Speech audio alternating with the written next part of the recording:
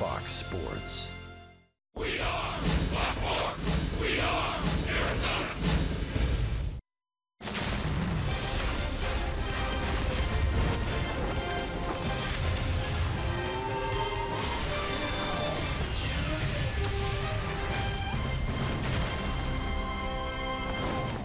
Back home at Chase Field, put your feet up and stay a while. It's the start of a long-awaited 9-game homestand. Tonight, it's Rays versus Ray as we open up a 3-game set with Tampa Bay, a team leading the major leagues in home runs. It's D-backs baseball on Fox Sports Arizona. Good evening from Chase Field and welcome to the broadcast. Steve Berthiaume, Bob Brenly along the way. It's the first of three, the D-backs and the Tampa Bay Rays. Robbie Ray on the mound for Arizona. And Chris Archer, the All-Star, on the mound for Tampa Bay. Bob, a lot of momentum for the D-backs going into this series. A big win over Jake Arrieta in the Cubs yesterday. And David Peralta back tonight. Yeah, a welcome addition to the lineup. I'm sure Chip Hale and his teammates are going to welcome him back with open arms. Not only the left-handed bat in the middle of that lineup, it gives Chip the opportunity to alternate righty-lefty all the way down to the 7th spot in the lineup. That's always a good thing. But also his energy, his ability to drive the ball into the gaps. Good to see David back in uniform tonight. Back after a 2-game minor league rehab stint over the weekend with the Reno Aces.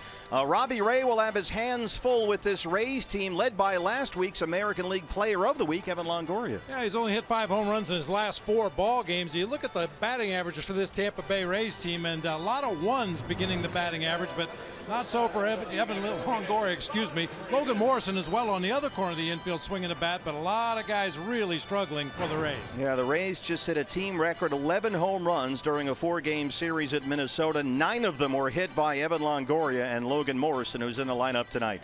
D-backs and Rays, first pitch coming up next. Arizona Diamondbacks baseball on Fox Sports Arizona is brought to you by CenturyLink. Switch to CenturyLink Prism TV for an advanced TV experience. Learn more at cprismtv.com. By Jack in the Box. Taste the all-new Double Jack Burger today, only at Jack in the Box. By Oregano's. Step up to the plate for a guaranteed home run at Oregano's, your neighborhood pizza joint, location statewide. And by your Valley Honda dealers, where you'll get more standard features for less money.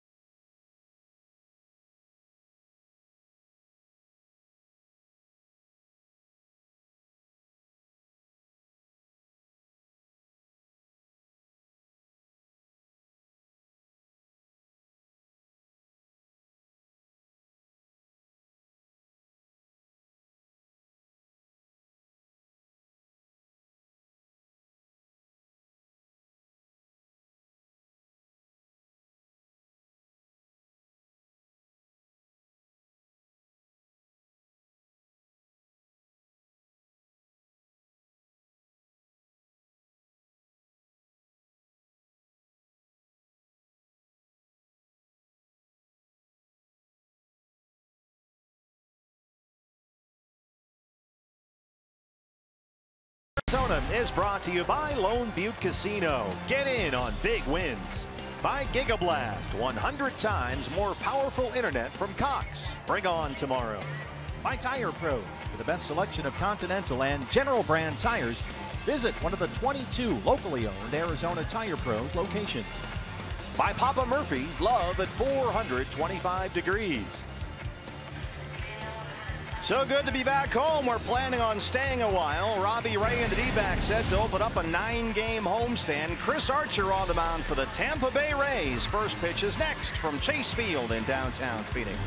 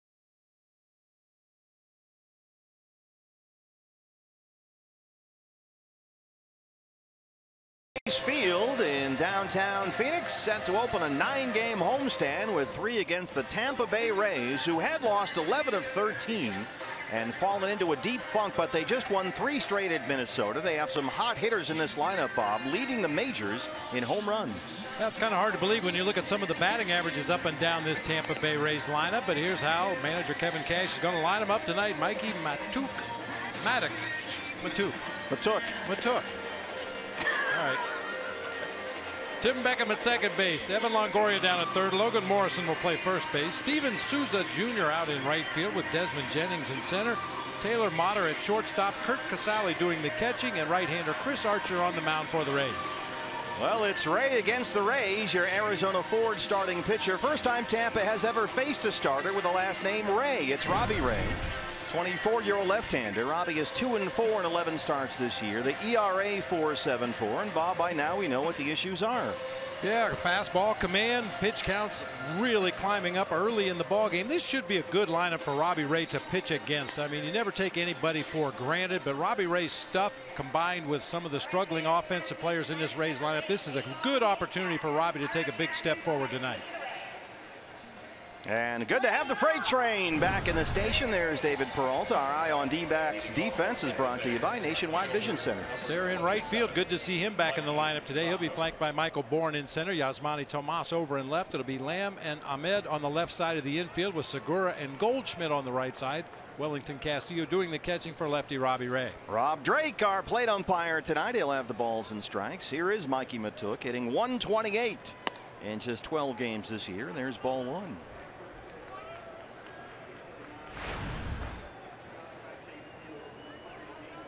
.108 outside the ballpark.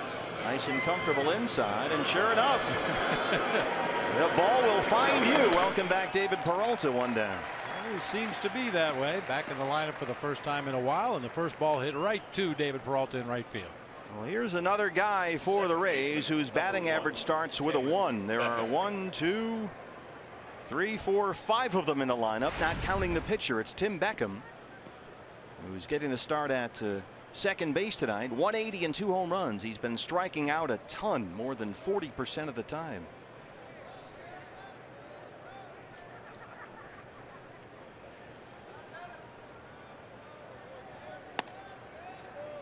Strike one.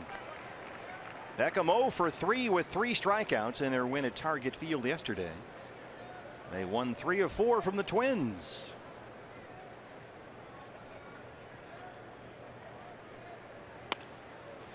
Robbie Ray jumps ahead, no balls and 2 strikes.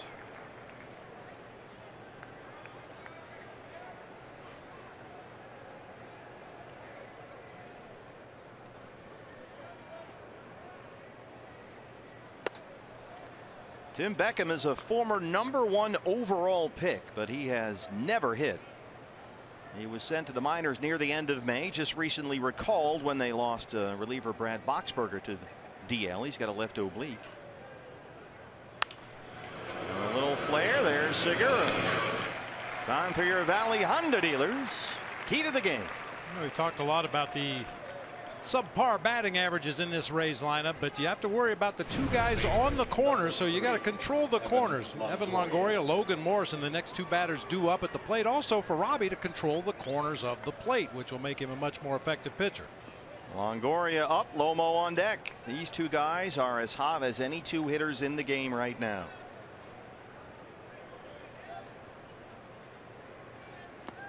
Good pitch by Robbie Ray. Longoria hit 5 home runs in their 4-game series in Minnesota, including 2 yesterday. The 5 homers, a Rays record for a series of any length. 14 home runs on the season. 12 of those have come against fastballs. So what you're saying is don't throw him a fastball. No, don't throw him a fastball where he can hit it out of the ballpark anyway. 281 and 14 homers. He's homered in 4 straight games. American League Player of the Week last week, Evan Longoria. And he looks at a ball. It's 2-1.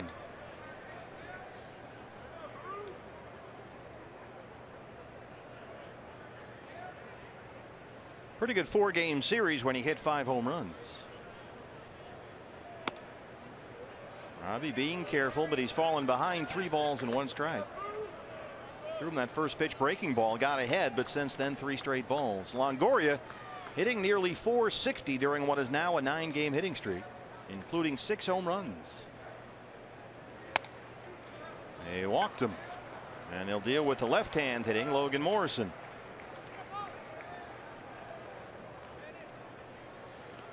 Well, Robbie's absolutely right to be careful with Evan Longoria. You would like to retire him with a pitch around the strike zone there, but Longoria takes the base on balls. Now you got to work on the left-handed hitting. The only left-handed hitter in the lineup for the Rays tonight, Logan Morrison.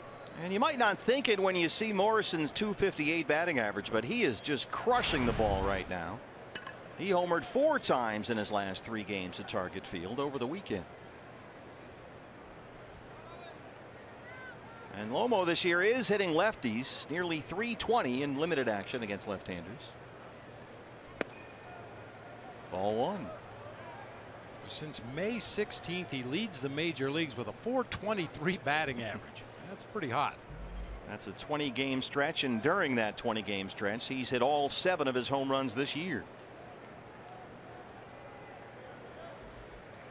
Kevin Cash was saying, look, he's locked in and we're going to ride it as long as we can. As you can see here, it's a small sample size, granted, but he's done well against left-hand pitching so far. He did really well in batting practice today. Kevin Cash said, you walk into this place and you look out there to center field and think, man, this is a big ballpark. And then you watch batting practice and they're ping-ponging all around the bleachers out there. And Morrison was one of the guys that was hitting those balls way out above the RamTrucks.com pool area. There's Kevin Cash, the Rays skipper. They have been decimated by injuries, Tampa Bay. They are losing everybody, pitchers, outfielders. They have put 5 players on the DL, Tampa Bay, in the last 24 days. Behind on Morrison, 2 balls and 1 strike. Lomo, a 9-game hitting streak, batting almost .390 during that streak, including 4 homers.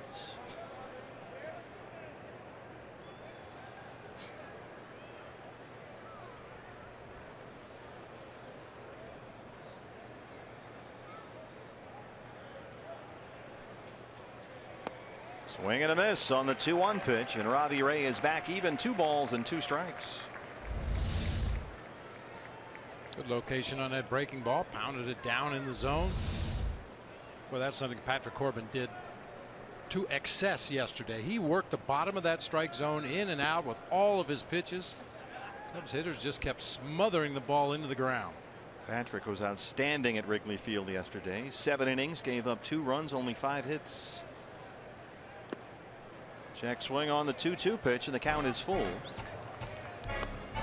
Another guy with some pop is on deck, Steven Souza Jr. He would be next. Former Washington National. Goldie will play behind the runner, Longoria at first. He'll be off of the pitch. 3-2, 2 outs.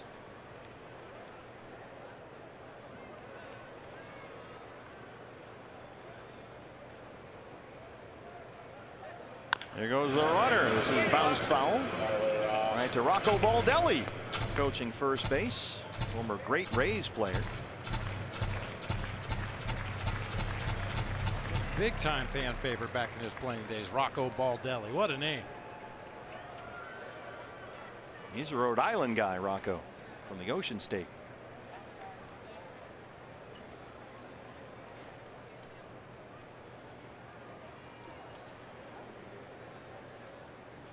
Longoria takes off again. That pitch is in there, and Morrison knew it. Called strike 3. Robbie Ray strands the 2-out walk. Chris Archer of the Rays coming up next.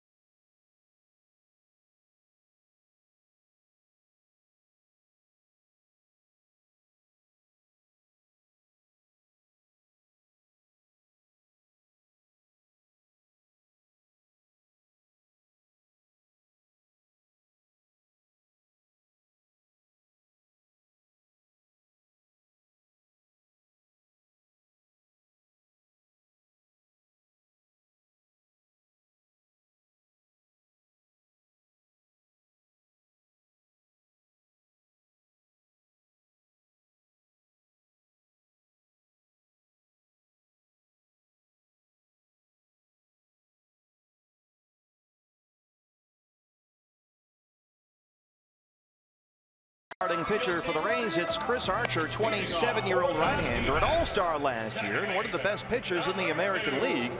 But you can see by the numbers it has not gone all that well for Archer this year. It goes as well as his slider goes. That's his drop dead out pitch. It's been so valuable for him in the past. It's only really come around his last couple of starts. In lieu of that slider, he started to throw a few more straight changeups this year.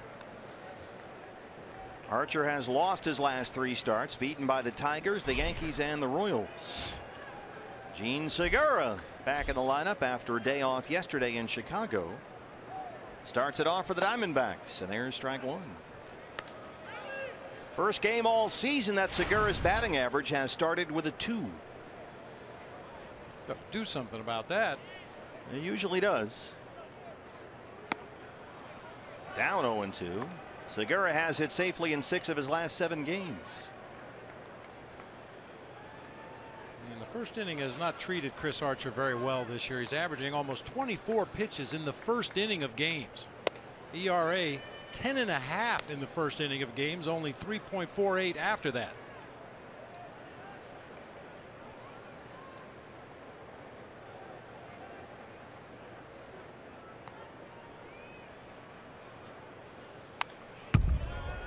Stays 1-2.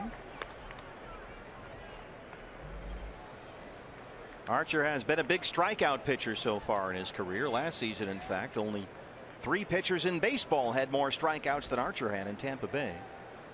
But the strikeout numbers are down this year, and the walks have come way up. 2-2.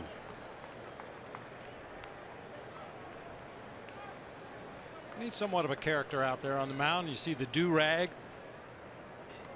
Very bright young man. Reads a lot. Very articulate. Very cerebral guy. He gets Segura's to strike out. Lead off the ball game. The lineup for Chip Hale's Diamondbacks. Gene Segura just went down on strikes to start it off for the D-backs. Michael Bourne making his way to the plate. He'll be out in center field. Paul Goldschmidt at first. Jake Lamb at third. Wellington Castillo behind the dish. David Peralta back in the lineup out in right field. Yasmani Tomas in left. Nick Ahmed at shortstop and Robbie Ray on the mound. Michael Bourne the start in center field. Joe's bunt fouls it off. Chris Owings came up with some foot soreness yesterday in Chicago, which is why Owings had to come out of the game yesterday. And Chip Hale said today that Chris has had some foot issues in the past, so they'll keep an eye on him moving forward here. So Bourne gets the start in center.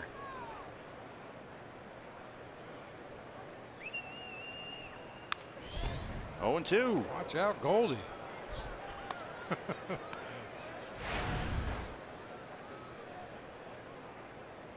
Ball was fouled right down the walk-up ramp from the on-deck circle to home plate, where Goldie's standing with his foot anchored up against the sidewall as usual. Lays off the high fastball. A ball and 2 strikes. Michael 4 for his last 26 up there. He made 4 starts on the road trip through Houston and Chicago. Had some really impressive at bats. Missed again, and it's 2-2.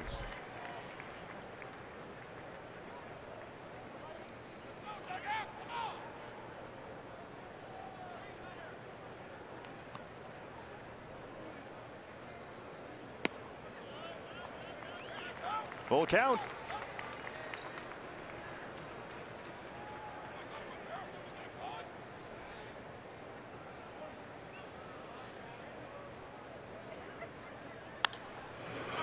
Popped up, foul ground, third base side for Longoria.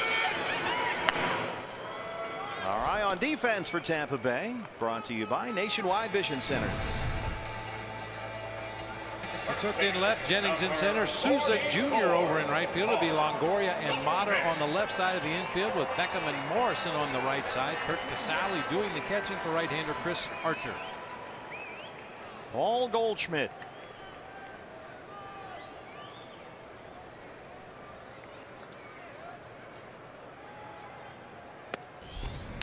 Ball 1 to Goldie, who's in there at 261 with 10 home runs. More walks than hits this year, and again leading the majors in bases on balls. He's 5 clear of Bryce Harper. And he's ahead 2 balls and no strikes. Goldie had an RBI single and a couple of walks yesterday in the win over the Cubs.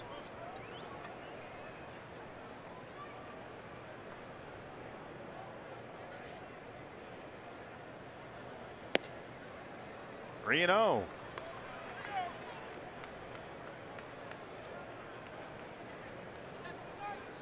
Well, just as Robbie Ray was very careful with Evan Longoria, Chris Archer is making sure with Goldie. Gets the strike away, and it's 3-1. I was just thinking the same thing, the way Robbie Ray attacked the first 2 hitters in that Tampa lineup and then pitched Evan Longoria extremely carefully, eventually walked him before getting Logan Morrison to look at strikes. It's down and away. There's another walk for the major league leader. It'll bring up Jake Lamb. So each starter has issued a 2-out walk to the number 3 hitter.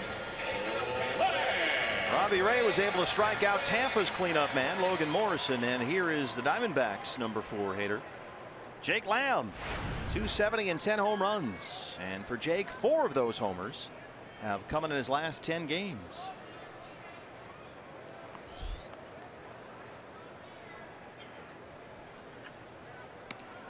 That one went right through Casale, and Goldie will move up.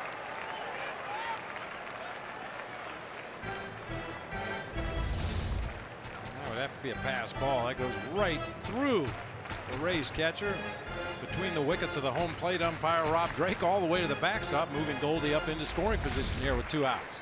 Pass ball indeed, charged to Curt Casale, the Tampa Bay catcher. They also have Hank Conger, the former Angel and Astro, on their roster. 1-0 to Jake Lamb. Goldie at second. Missed inside. 2 balls and no strikes. Boy, Archer is one of those guys that has the crazy reverse splits. Right-handed batters hitting .293 with 10 homers. Lefties hitting .226 with 2.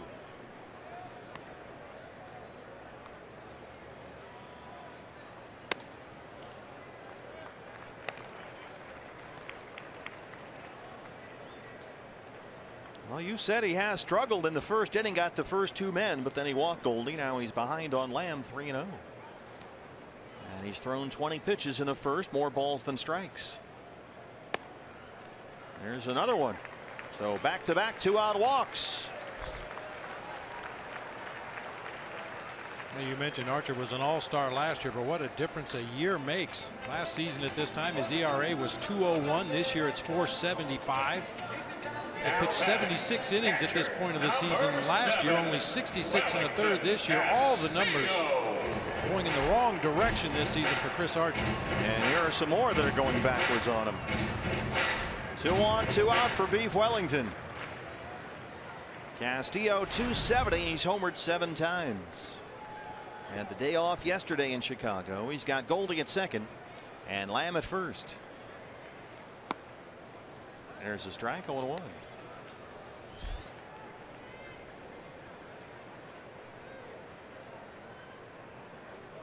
That's how they'll line up defensively. Tim Beckham moves around. The second baseman back to a more normal second base spot.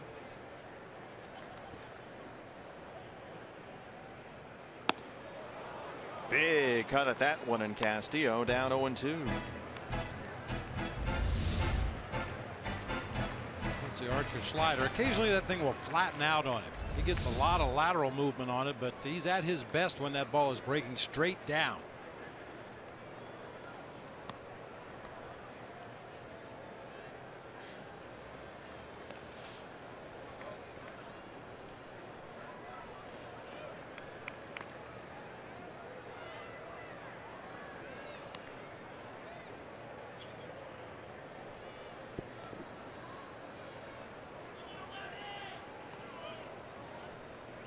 Wellington, for a big RBI guy who hits in the middle of this lineup, has not done all that well with runners in scoring position. Down a ball and 2 strikes.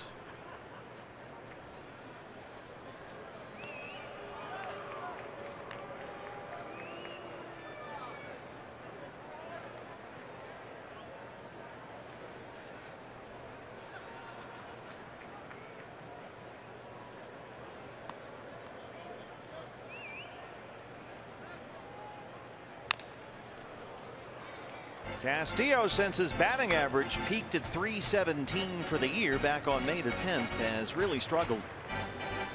Wellington has hit under a .190 over his last 16 games, and during that stretch he's got just 2 runs batted in. Looking for more production, especially in spots like this, a chance to put a number up on the board early against Chris Archer.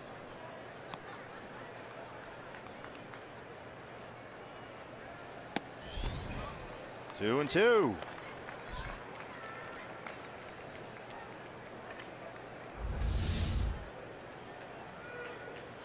Casale didn't do his pitcher any favors the way he received that pitch. Looked like it might have caught the bottom of the zone right there, but really an awkward job of receiving that ball. Well, Archer has walked 2 in a row. Now he's run it full on Wellington Castillo. He was ahead 0-2. This will start both base runners. Goldie from second base, Jake Lamb from first. David Peralta on deck.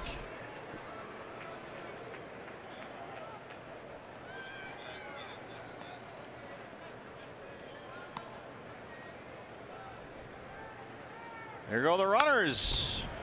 That's in the seats and out of play.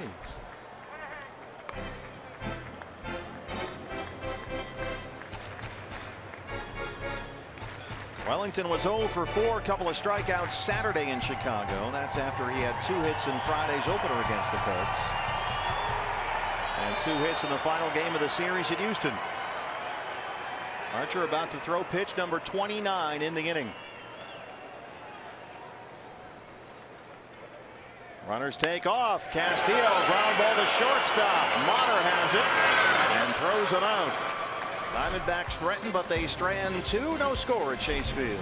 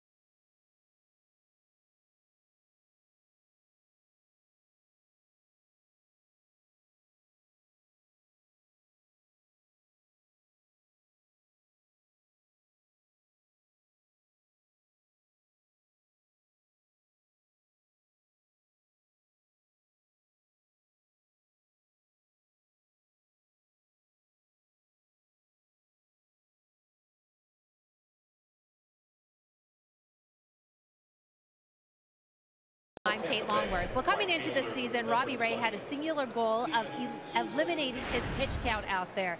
Well, Chip Hill said the 24-year-old has had quite the learning curve of development at this level. But in the past side sessions, they've really zeroed in on Ray, refining his mechanics so that he can go out there and repeat pitches for the swing and miss or ground balls in play, keeping that ball down and keeping up the pace to get into the rhythm. And Robbie said he certainly notices a difference in how effective he can be if he attacks a hitter early and eliminates those long at-bats. Steven Souza Jr. will lead it off in the second. No secret, I guess, Bob, right? Just get ahead in the count and stay ahead. Quality strikes, get ahead, stay ahead. Souza 259, 10 homers. He got in on the home run party over the weekend at Target Field. Had a homer in their win Saturday at Minnesota. He's hit safely in 3 straight.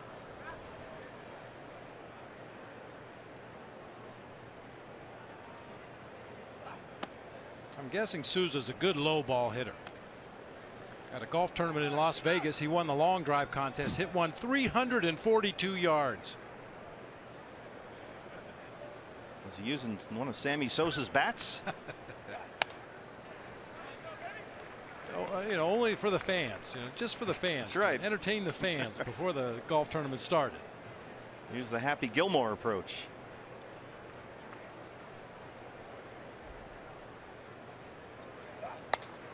Big swing and a miss by Souza Jr. and Robbie Ray's got his second strikeout. That's how you attack the hitter, right? That's a good place to attack a hitter with a 4-seam fastball in the mid to upper 90s. Get it up there around the letters. Looks so inviting, but right by Souza Jr. that time. Desmond Jennings, an increasingly rare start for him. 171 and 3 home runs.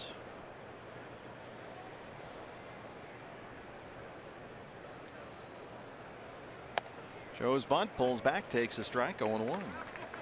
Jennings 2 hits in his last 26 at bats. He was called out over the weekend in one Tampa Bay newspaper for his disinterested and lackadaisical play, which has been reportedly a clubhouse issue as well. He is quickly falling out of favor. That's a reputation you do not want to get in any sport. You lose your teammates, you lose the coaching staff, you lose the fans, and it is very hard to regain that trust once you get that label hung on you. Well, they've sort of been waiting for him to be a star, and He's in his age 29 season. I think they're starting to figure out it might not happen. Jake Lamb at third. 2 down.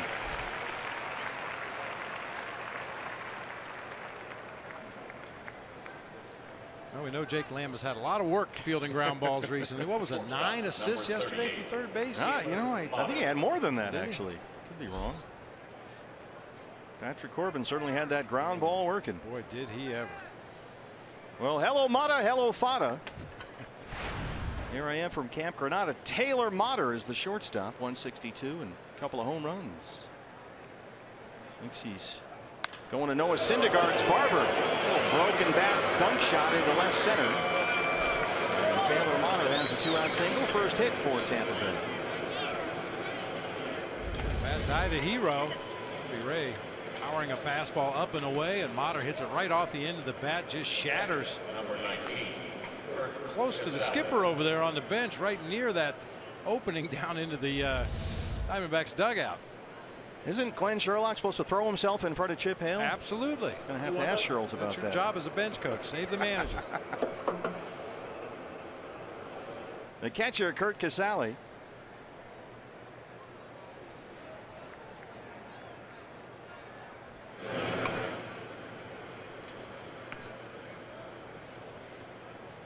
.182 and 6 home runs. This guy's got some power.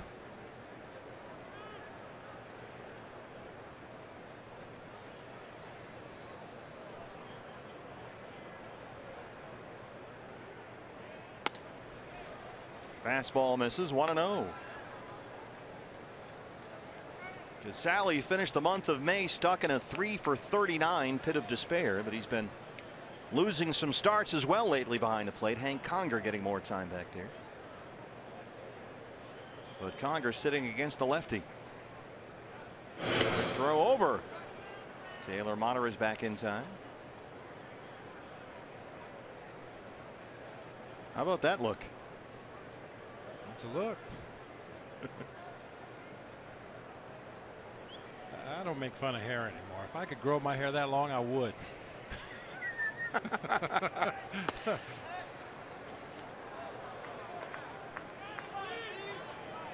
I think I was like a lot of other people that were raised in the generation that I was raised. You know, if I ever get a chance to be a coach or a manager, everybody's going to have a flat top and no mustaches and no beards. And then I actually became a manager and realized that hair has no effect on how you play the game. You're kidding.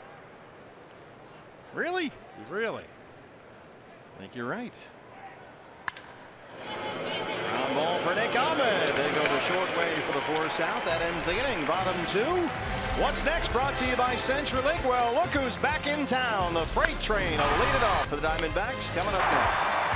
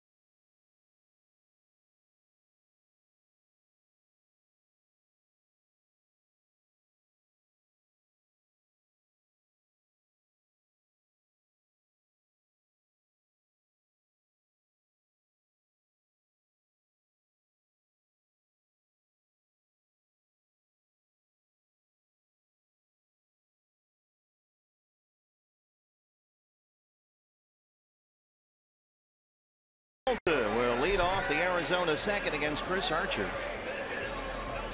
And Peralta batting 6th in the lineup today. Chip Hale said he wanted to ease him back into things. Reinstated from the DL, his first appearance since May the 8th. He's been out with right wrist inflammation. And David checking back in at 260 with 3 home runs.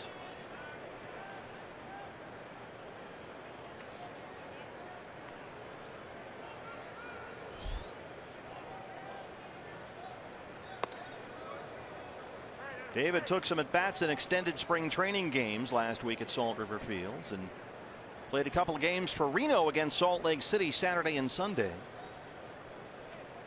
Very excited and happy to be back. Felt good there. Saw the ball well. Ready to go. And Chip plans on having him in the lineup as much as he normally would have been before the injury. It's certainly not fair to put the whole load on one player's shoulders, but boy, if David could come back and get hot immediately, what a difference it would make to this D-backs lineup. Yeah, and the way that Zach Greinke has been pitching, and got Shelby Miller working on coming back, and we saw Patrick Corbin was terrific yesterday. Archie Bradley's been sensational. You get Goldie hot again like he's been. Peralta back in the mix. Suddenly it's a whole new outlook. This is carved near the foul line the other way and in the seats. Well, one thing I noticed right away about David Peralta, that little thing he does in his swing is he's standing in the batter's box waiting for the pitcher to deliver, and he kind of pops his bat straight up and down. It used to be really hard, really exaggerated, really had to use a lot of muscle in his forearm to get it off his shoulder and into that upright position, but it's a little easier now. Just kind of pulls it up into a hitting position. He looks at strike 3. Boy, Archer in his 5th consecutive 3-ball count, but he gets his 2nd strikeout. High slider at 87. That's a high velocity slider. You don't see a lot of those at extended spring training. No, you don't. I'm just going to guess. Well, one of the heroes from the weekend at Wrigley Field, El Tanque Yasmani Tomas. 265 and 7 home runs. Big weekend at Wrigley Field.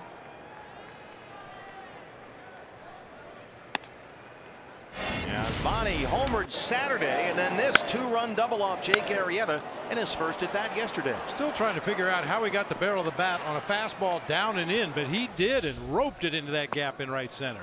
And that's the swing that you don't like to see. The feet are moving around. He's shuffling. The head is way up, and it's just a flailing miss. We see a mixed bag still with Yasmani Tomas. And Chip was talking about that again today. He swings at the right pitches, the more damage he's going to do, and he does it sometimes, and other times not so much. Chases a high one there, and he's down 1-2. That pitch has been tough for him to lay off of under any circumstances. He really likes that fastball up and in. I think he swung at some knockdown pitches this year. Look at pitch 2 and 3 in the Fox tracks right there. He swung at both of those. And that's what gets a little frustrating for all the coaches, that sometimes Yasmani will do that. Other times he'll have very disciplined professional at bats. And he looks at strike 3. A pair of strikeouts open up the second for Chris Archer. Swung at the balls and took the strike. Yep. Overthinking that at bat, probably figuring out ahead behind in the count 1-2 that Archer was going to try to maybe bounce a slider, go back up and in again with a fastball, and he ends up taking a heater right down the middle of the plate. So Archer has walked 2, struck out 3. Nick Ahmed, the shortstop today, 201 and 3 homers.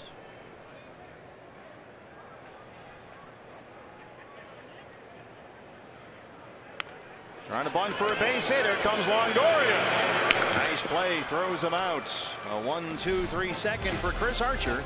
We'll head to the 3rd at Chase Field. No score, the Rays and the Diamondbacks.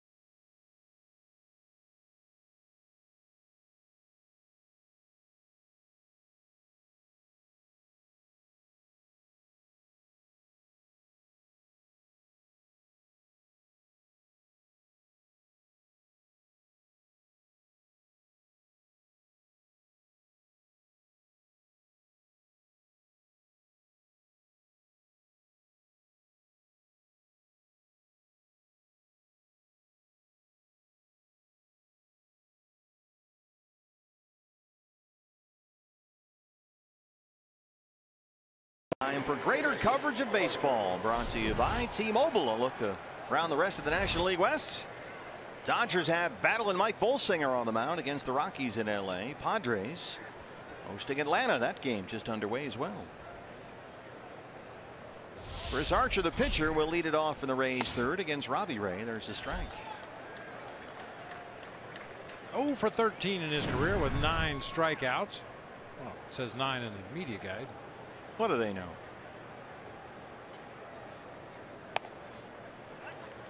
No, I stand corrected. It does say 7. I was looking at the wrong column.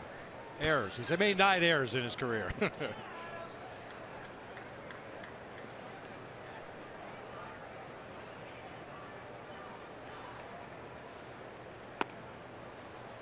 He has been thrown out once trying to steal, which is kind of odd.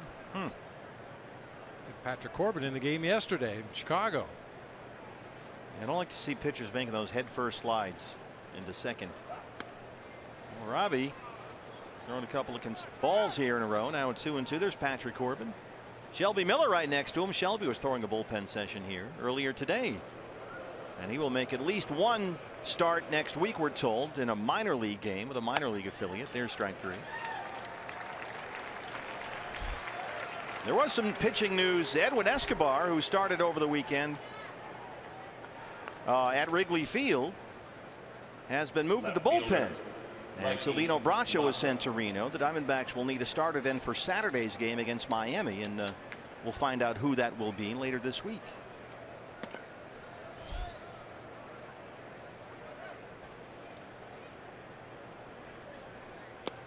Mikey Matuk now flying out his first time up. He's from Lafayette, Louisiana. Played at LSU, a first-round pick 5 years ago. I noticed a couple of these Rays hitters, including Evan Longoria and the guy at the plate right now, Mikey Matuk, really lunging. They get out of their weight on that back foot and they really dive out onto the front foot. Smacks that one into left field. Second hit for Tampa Bay. A 1-out single in the third for Matuk. That one hard. Timing is just perfect this time. By Jake Lamb, who got by him so quickly he couldn't even dive for it. Well, I don't know if lunging is good, but I know they're leading the majors in home runs. Yeah. So Tim Beckham. Usually guys that lunge as drastically as we saw right there, or with Evan Longoria and a couple of these other hitters, usually they're susceptible to off-speed pitches, especially if they're out of the strike zone, away and down.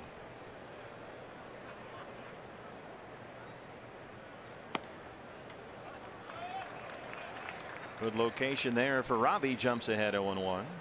Beckham popped up his first time up.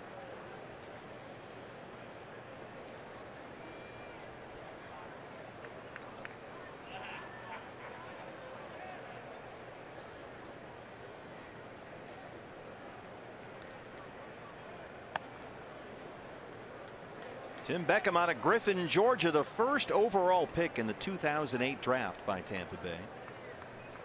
And the Rays have taken a lot of heat recently for really a decade of drafts from which they failed to successfully draft and develop any quality position players at all. They've developed some very good pitchers, but look through their system and look at their history last 10 years. They have not developed a lot of batters other than Evan Longoria. That's why when you look at this lineup, you know, who are these guys? It's a little Butch and Sundance kind of a deal. And Beckham is one of the prime examples, a first overall pick, and just has not worked out. 1-2.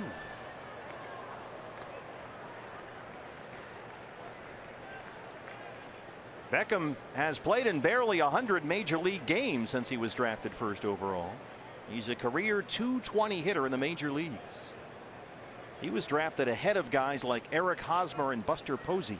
Ouch. So they'd like to have that one back. Rays had a chance to draft Posey out of Florida State and passed.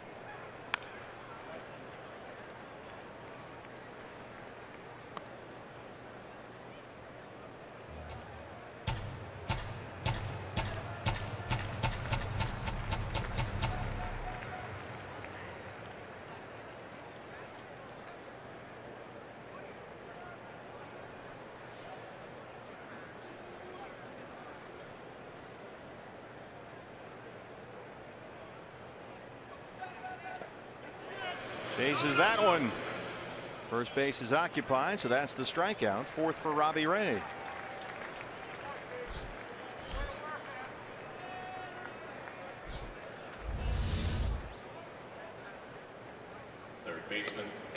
That knuckle up on the slider that time, bounces in the dirt, very nearly hit Beckham in the front foot that time.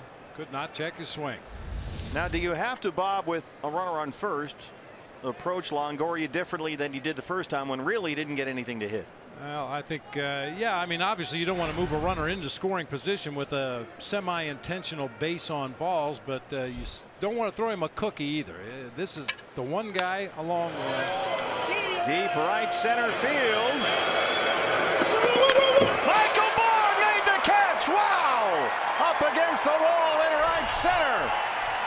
Tip of the cap, wag of the finger. Michael Bourne ends the third with a spectacular catch into the wall in right center field, just shy of the pool. And we'll head to the bottom of the third. Still no score. Go get it.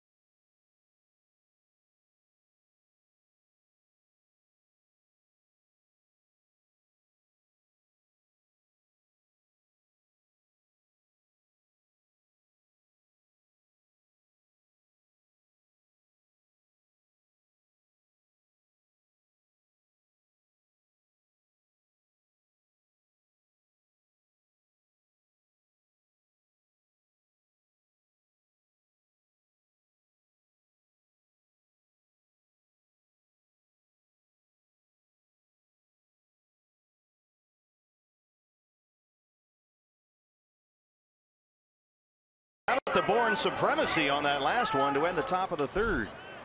Robbie Ray was tipping his cap to Michael Bourne, his center fielder. A tremendous catch in front of the pool in right center. On a dead run, fortunately able to get that left arm down just enough to protect his rib cage.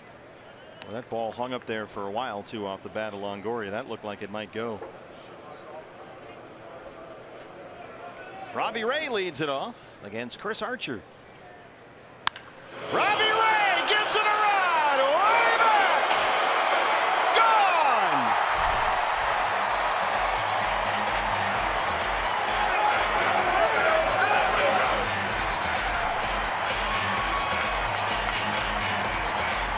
The first home run by a D-backs pitcher since Wade Miley in April of 2013 at San Francisco. Robbie Ray makes it 1-0. Nothing cheap about it either. This ball is absolutely clubbed. Oh, man. That made a Goldie sound off the bat. That was a no-doubter. Gone. Gene Segura. That is a jumbo jack. Oh, they gave him the old silent treatment after his first career big league homer. Look out, Gene Segura. Somewhere there's a book on Segura that says pitch him up and in. There's got to be. Got to be. He gets knocked down all the time. He does. That was a slider that just got away from Archer that time. But yeah, at least once or twice a game, Gene Segura is knocked out of that batter's box with a pitch up and in. 2-1.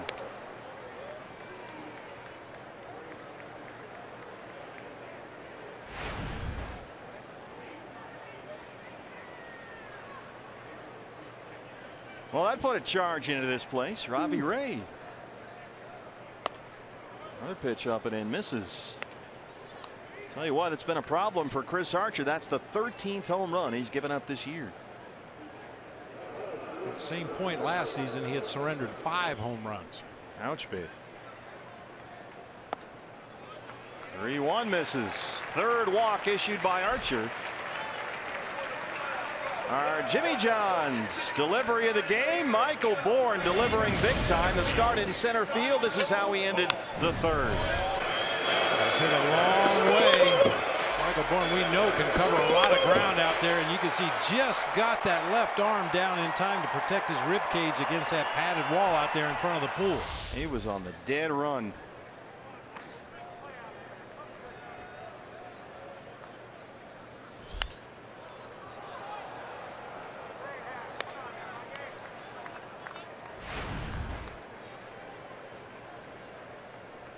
Mentioned this is the first time ever that the Rays have faced a starting pitcher named Ray.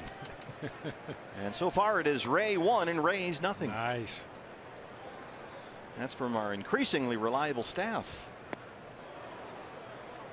0-2. Well, there's an old saying in this game, if you go out there and shut them out and hit a homer, you can't lose. So far so good. Robbie has walked 1. He struck out 4, giving up just 2 hits, both singles. Archer at 50 pitches, 25 balls and 25 strikes.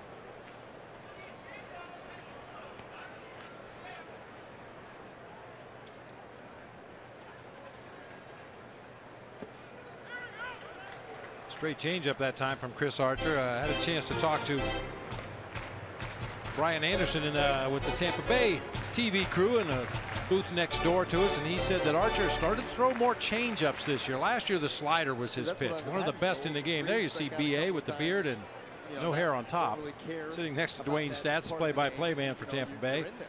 But you know, Archer's always had a changeup, but he rarely used it. He got 1 strikeout all season last year on a straight changeup as Bourne chases a slider for strike 3. This year he had 1 game in Baltimore when he had 10 punch outs, and 4 of them came on straight changeup. So increasingly using that off speed more when his slider hasn't been there for him. Well, he's walked 3 in the ball game. One of those was Paul Goldschmidt, the first plate appearance for Goldie. Well, for Archer, the strikeouts are down, the walks are up, as we mentioned. And one issue for him seems to be an adjustment that the rest of the league has made on him. The hitters are just waiting out for a fastball in the zone and laying off the breaking pitches that are outside the strike zone they used to chase. And so Archer is walking more guys. He's had a lot more hard hit balls against him than he's had in the past. A lot more hard, consistent contact. Like that. Goldie drives it to right center field, and it rolls to the wall. Segura's on the run. Matt Williams will wave him home. Here's the throw, and it is not in time. The RBI double for Goldie, and it's 2-0.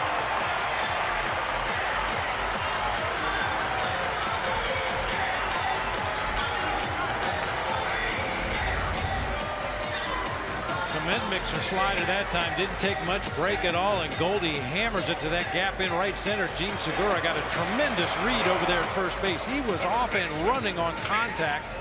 Ball perfectly split the gap out there in right center, and Matt Williams waved him on home. 9th double of the year for Paul Goldschmidt.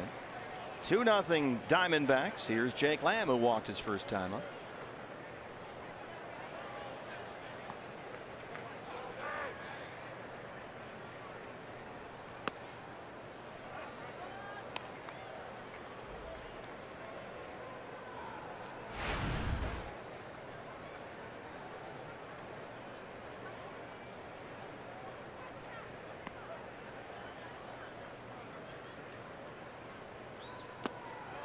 Jake Lamb had a rough go of it yesterday against Jake Arrieta. Of course, you could say that about a lot of hitters in the National League, but his first 3 at-bats, he struck out all 3 times and didn't really have a good swing in those 3 at-bats. Chased a lot of bad pitches down out of the strike zone.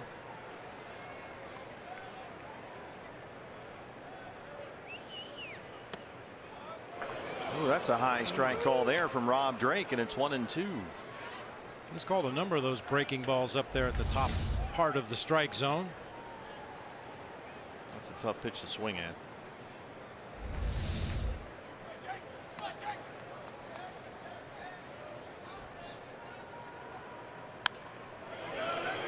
Well, Jake made a lot of noise on the road trip. A couple of big home runs, but on the trip he went 3 for 20 with 9 strikeouts. He started all 5 games.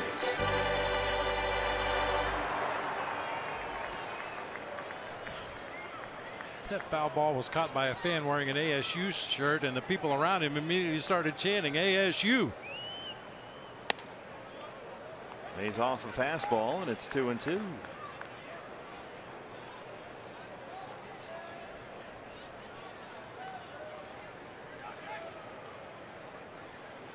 Hitting nearly 300 in interleague play in his career with 5 bombs. Archer strikes him out. That's 5 strikeouts for Chris Archer.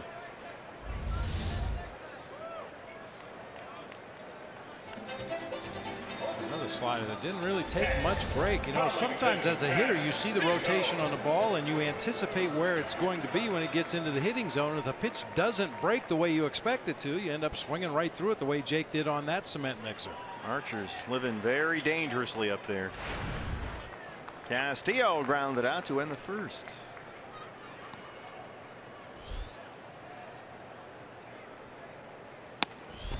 Just got news that Peter O'Brien has done it again for the Reno Aces. O'Brien has just hit his 17th home run of the season. He leads all of minor league baseball.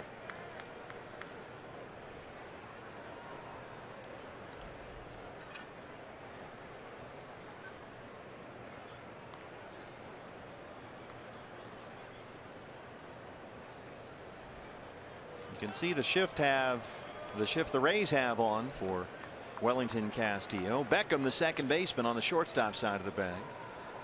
Over there with Taylor Motter at shortstop and Longoria at third.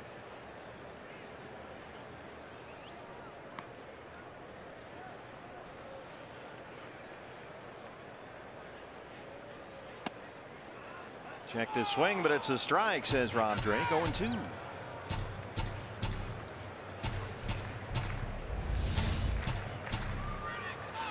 Just off that outside corner. I think we finally found a first baseman that plays as far off the bag at first on this shift as Goldie. Logan Morrison over there. Far off the line he is and playing deep.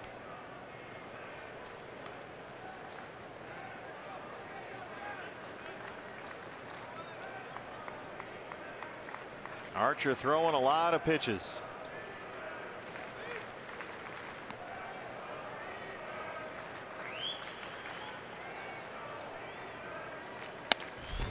There's another high strike. That one a fastball at 96. He gets 3 strikeouts in the inning. But Robbie Ray starts it off. It's Ray versus Rays, and the Diamondbacks have a 2-0 lead.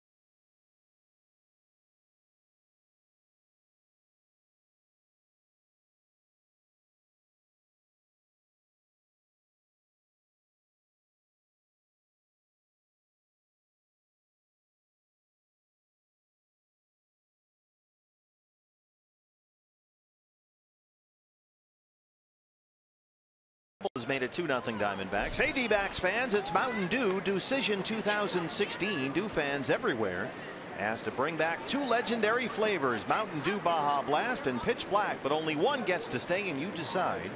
Vote online today at decision.com. Logan Morrison leads off the Tampa Bay 4th against Robbie Ray. Morrison struck out looking to end the first. Here's a strike, 0-1.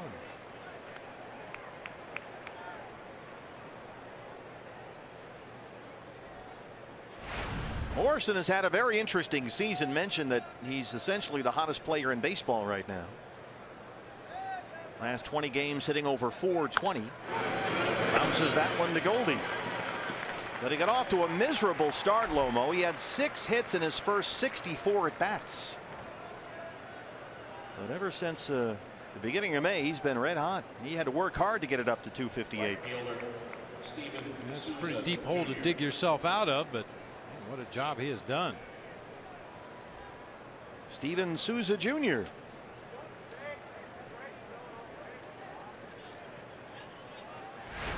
Struck out his first time up. Robbie Ray has walked 1. He's got 4 strikeouts. Given up just 2 hits, both singles.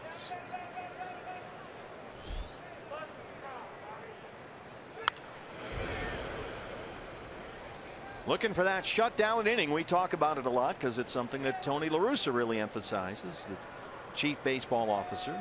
Starting pitcher gets handed a lead. In this case, 2-0 for Robbie Ray. Go out there next inning and get 3 quick outs. Shut them down. Keep that momentum going.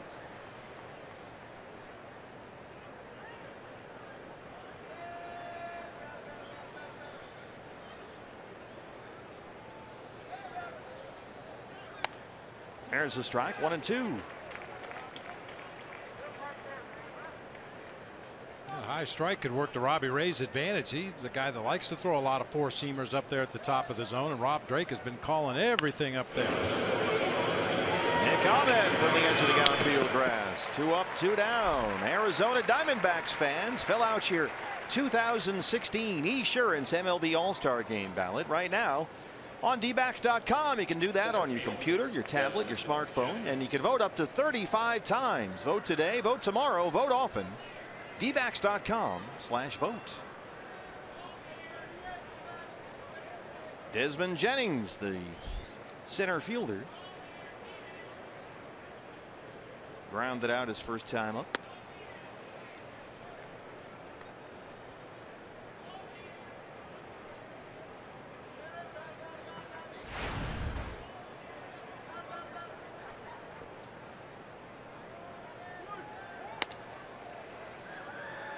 Robbie Ray got the 2 ground ball outs, but he's fallen behind 2 balls and no strikes.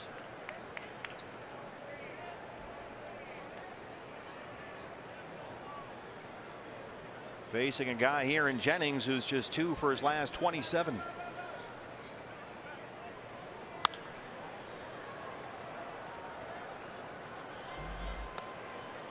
This was the guy who at one time was supposed to be the next Carl Crawford after Crawford left Tampa Bay for big free agent bucks. A little ironic considering that today Crawford was waived by the LA Dodgers. They just cut him loose. There's that high strike, 2-2. But Jennings has never really delivered on that potential, and now he's almost 30 years old. People in Tampa Bay wondering how long he'll even be around.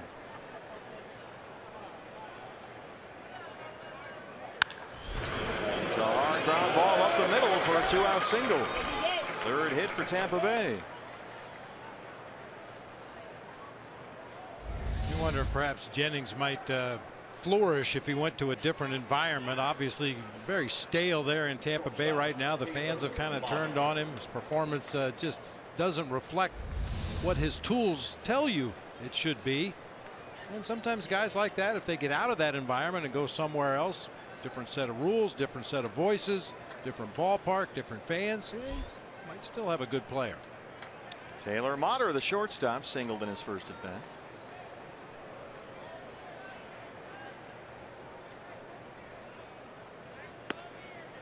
And Jennings had shown some flashes of his potential about 4 or 5 years ago. Had 4 straight seasons of double-digit home runs. He would steal you 20-30 bases a year.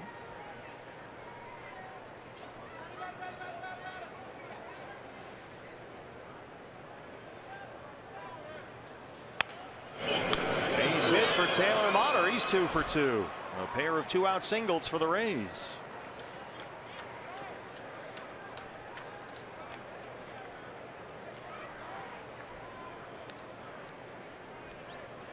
Brings up the catcher, Curt Casali. Catcher, Curt Casali.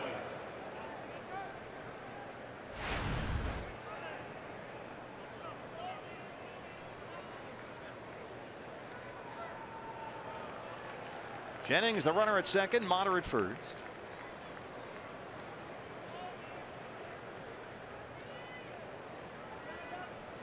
Well, Robbie Ray not able to get out of get the shutdown inning, and now he's got to get out of a 2-on, 2-out mess.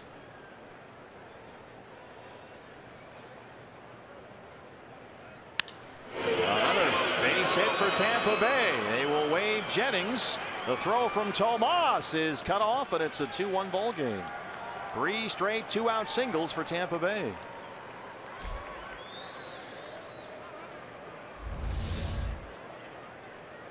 Casali picks on that first pitch slider in the strike zone. You see third base coach Charlie Montoyo waving him home all the way. The throw is offline. Big Lamb had to cut it right there to hold the other runners at their bases.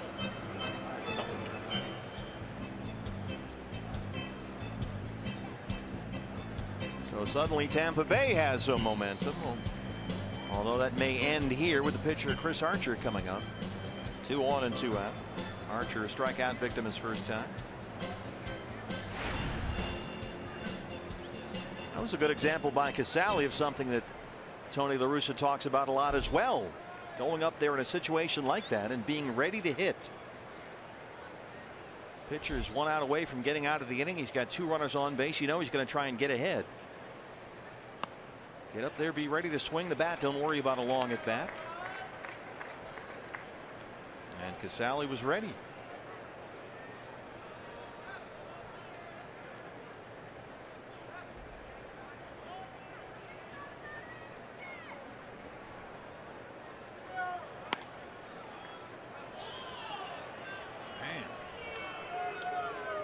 Rob Drake says ball 1. 60 pitches for Robbie, 39 strikes.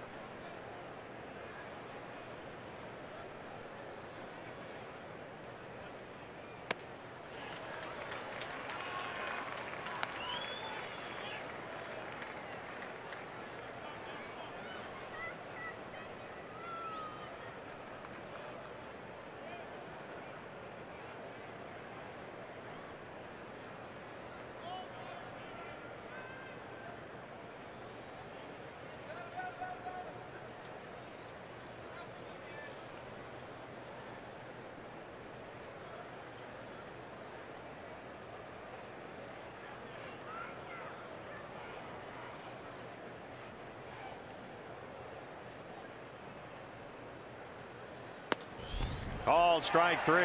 He rings up Archer. The 3 consecutive 2-out singles have Tampa Bay on the board. D-backs lead it 2-1.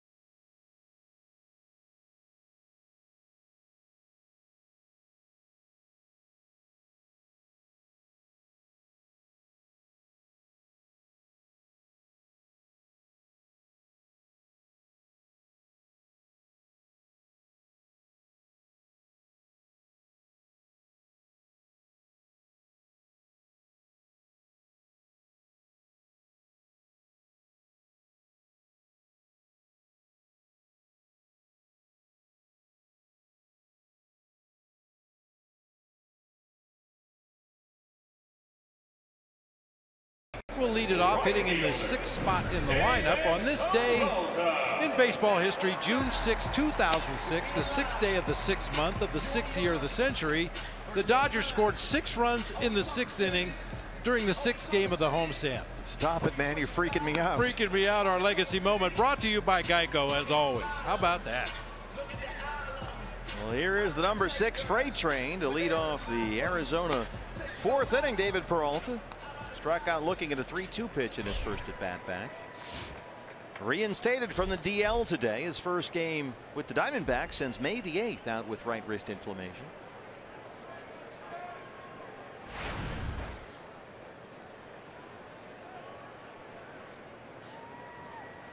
Couple of games at extended spring training, couple of games this weekend with Reno, and now here he is.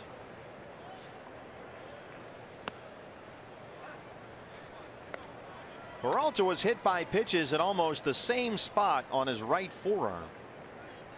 That was in back-to-back games against the Giants, April 20th and 21st. He played 16 more games after that, in fact hit 3 home runs, but David said the pain gradually kind of moved down from the forearm to the wrist and just lingered there.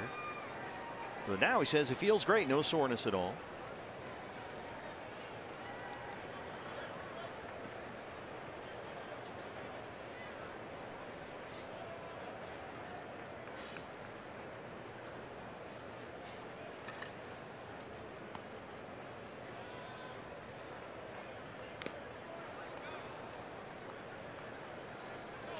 How about this, partner? The Philadelphia Phillies, the very first team in Major League Baseball history to go 56 games of a season without an inning of scoring 4 or more runs. They did it yesterday. They did it again today in a 6-4 loss to the Cubs. All 4 runs coming in 1 inning. I was going to say the Cubs are up 6-0 in that ball game. John Lester going for Chicago at Citizens Bank Ballpark. We're headed there actually pretty soon, Philadelphia, at the end of this homestand. We'll play 4 games against the Phillies starting on Friday the 17th. That's a long road trip. Philadelphia, Toronto, and Colorado. 4 days in Philly is a long road trip by itself. What are you saying? Welcome back, David Peralta.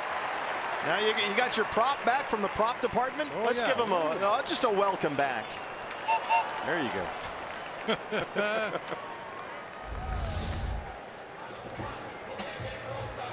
I believe that was the Chris Archer changeup once again. David to swing and foul one off earlier in the at-bat, but Chip Hale likes to see his right fielder back in the lineup, swinging that bat from the left side of the plate.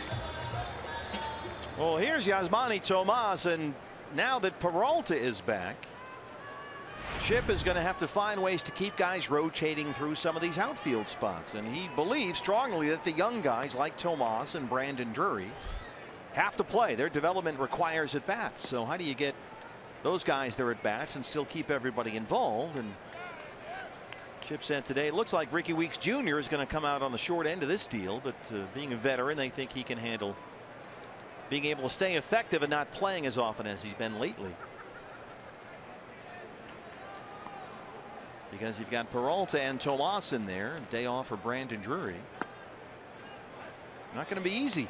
Well, I think the first order of business is play the guys that are hitting. You know, if you're swinging a bat well, putting together good at bat after good at bat against righties, lefties makes no difference. The guys that are doing that are going to get the bulk of the playing time. Chris Archer already at 70 pitches, 41 strikes. Looking for his first out in the 4th inning.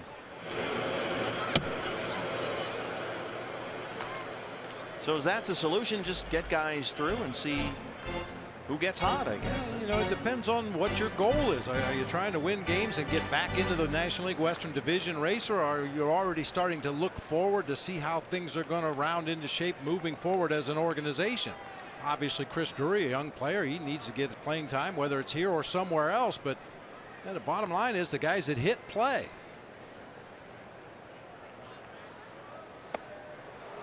Manny Tomas is 0 for 2. He has struck out twice. 7 strikeouts for Chris Archer. He's really been inconsistent with that slider. We've seen a couple of really good ones with a lot of downward movement, and we've seen a lot of cement mixers that just spin like a slider but look more like a straight changeup. Archer since the Goldie RBI double has struck out 3 of the last 4 he's faced, and with 1 out, here's Nick Ahmed.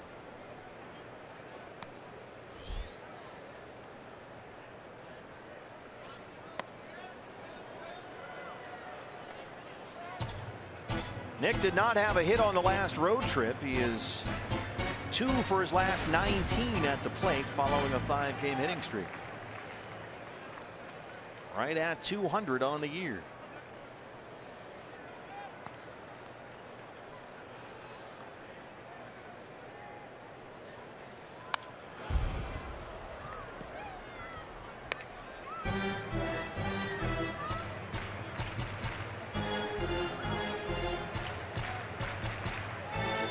This is the first meeting between the D-backs and the Rays since we were at Tropicana Field back in 2013. We were there right at the trade deadline. A quick 2-game series. D-backs won both games.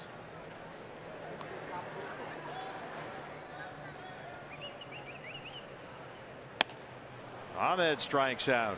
That's 8 strikeouts for Archer.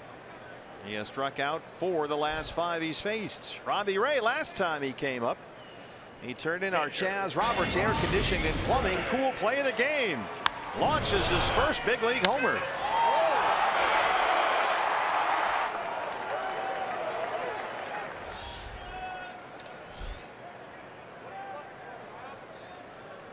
First home run by a D-back pitcher since Wade Miley in April. It's been more than 3 years he hit a home run at AT&T Park in San Francisco. And the 5th extra base hit by a Diamondbacks pitcher this season. Last season the Diamondbacks pitching staff had 1, a double by Robbie Ray. David Peralta still at first after a leadoff single.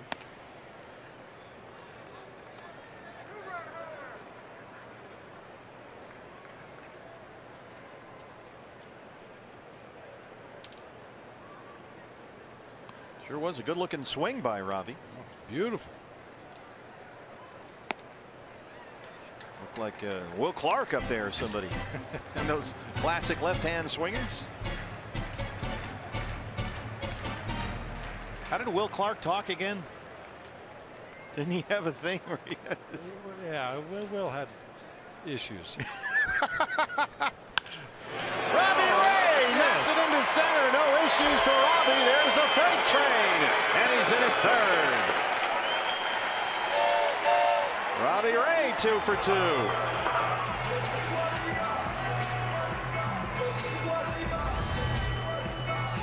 Look at Robbie Ray. Shortened up his swing that time, pulled his hands in close to his body to get the barrel on it, and sent it right back up the middle of the field for a base hit. Dare I say he's halfway to a cycle. Yes, he is.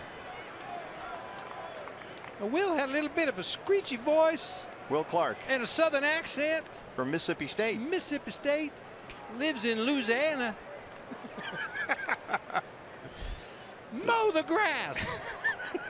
Every time Will would ground out at Candlestick Park, he'd come back to the bench screaming at the grounds crew, mow the grass. Oh, and then he would hit, you know, a 500-foot home run and 2 doubles in the gap. Keep it off the grass, Will. There you go. Segura walked and scored his last time. Hey, how about this? You see a smile on Todd Walsh's face. This is why the U of A Wildcats defeated the Ragin' Cajuns from Louisiana Lafayette 3-1 today to advance to the Super Regional at Mississippi State. Oh, they're going to start Vegas. Yeah. Unfortunately, ASU was eliminated by Texas Christian yesterday.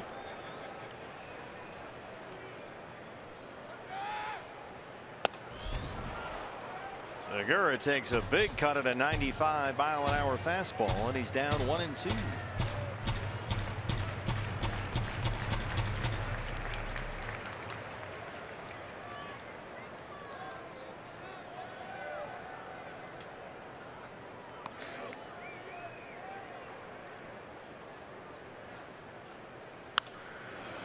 In the seats. Peralta at third, Robbie Ray at first, looking for a 2-out RBI hit from Gene Segura. He's hit safely in 6 of his last 7 games.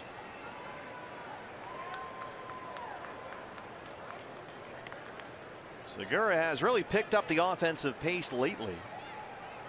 That after he went through a 2 for 24 stretch, which included getting hit in the head in Pittsburgh. Trying to get back in the swing of things.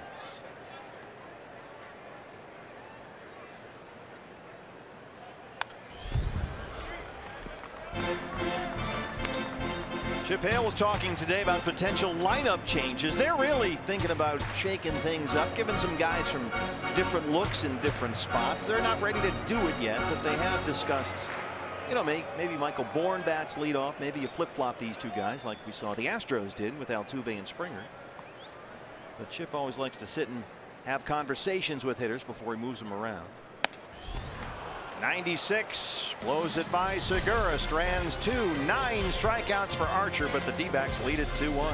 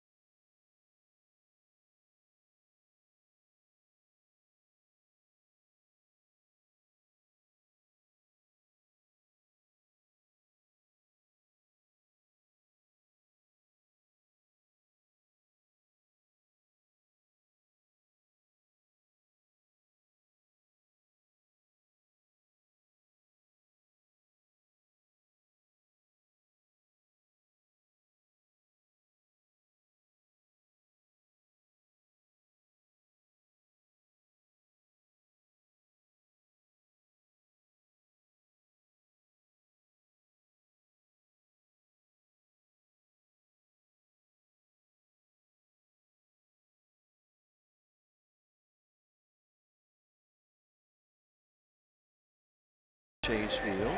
Hey fans, Team USA continues its campaign in the 100th anniversary of the Copa America. It's tomorrow from Soldier Field in Chicago. They'll take on Costa Rica. It all starts at 4 o'clock only on FS1, or you can watch the entire tournament live on Fox Sports Go.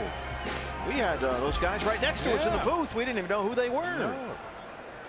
Clueless. But you can check that out. Big game in Chicago. Coming up tomorrow, 4 o'clock on FS1. Soldier Field, that place will be rocking.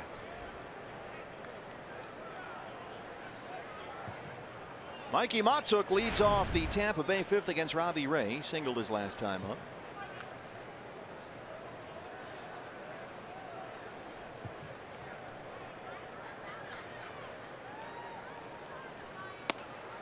There's a strike, 0-1. Matuk wasn't able to join the Rays until late May. He missed the first 40 games with an oblique problem.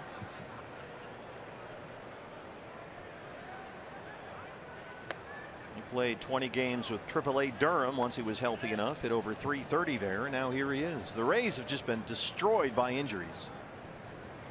They lost their closer Brad Boxberger to the DL, not once but twice. They've lost some key offensive players as well. Second baseman Logan Forsythe is out. He's got a fracture in his left shoulder. That happened on May 10th. About 2 weeks after that, their Gold Glove center fielder Kevin Kiermaier broke his left hand. This is a hard hit ball to right field. Can't run it down. It's off the wall.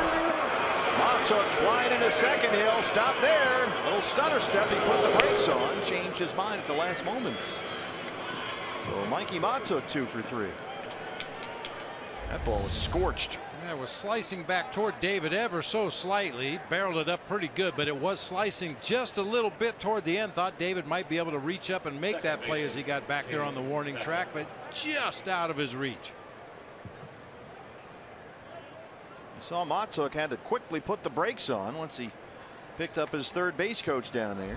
Almost got hit by the relay throw by Gene Segura. Just turned around and fired it toward third base. Very nearly hit Matuk out there at second base.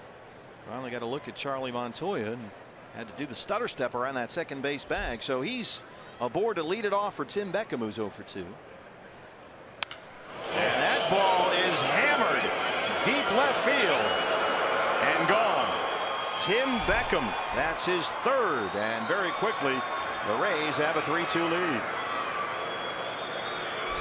2 hard hit balls against Robbie Ray open up the Tampa Bay 5th.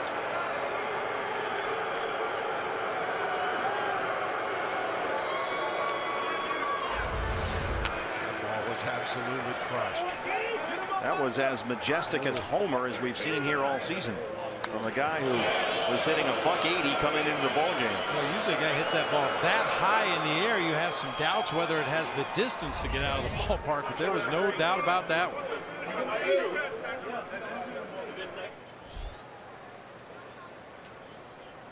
Now you'll deal with Longoria and Morrison. Evan Longoria has walked and flied out 0 for 1.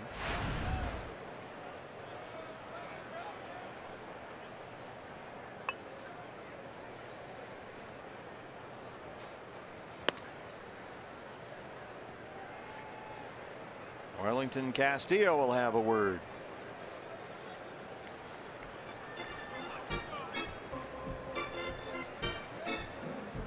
Well, the numbers don't lie. Third time through the lineup here against the Tampa Bay Rays tonight. There's 2 batters extra base hits. And this is the 3rd time through. Mott took the leadoff man.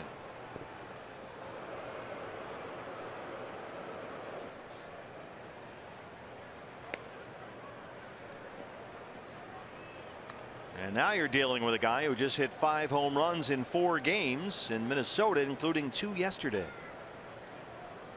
A Rays record for any series. So they'll work around Longoria. Looks like they pitched him that way in the 1st.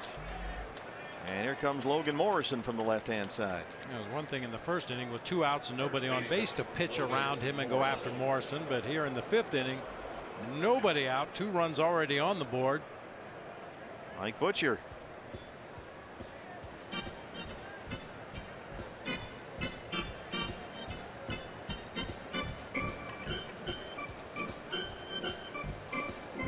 Well, this is the start of a long homestand here, fans, and hopefully we'll see you down here this week because school is out. And to kick off the summer break, this is an incredible deal. The D-backs are giving kids 15 years old and younger free tickets to all the home games this week, June 6th through the 12th, even a day game coming up against these Rays on Wednesday. So plan to bring the whole family down to the ballpark. You can get 2 free kids tickets with the purchase of 1 adult ticket.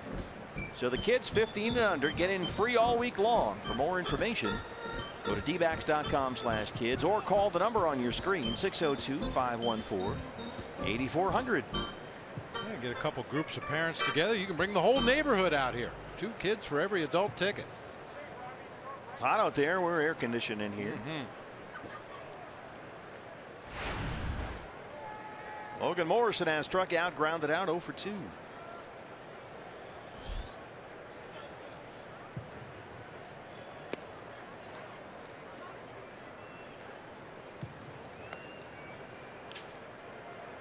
Morrison last 20 games hitting .423, including all 7 of his home runs this year. The hottest player in baseball right now.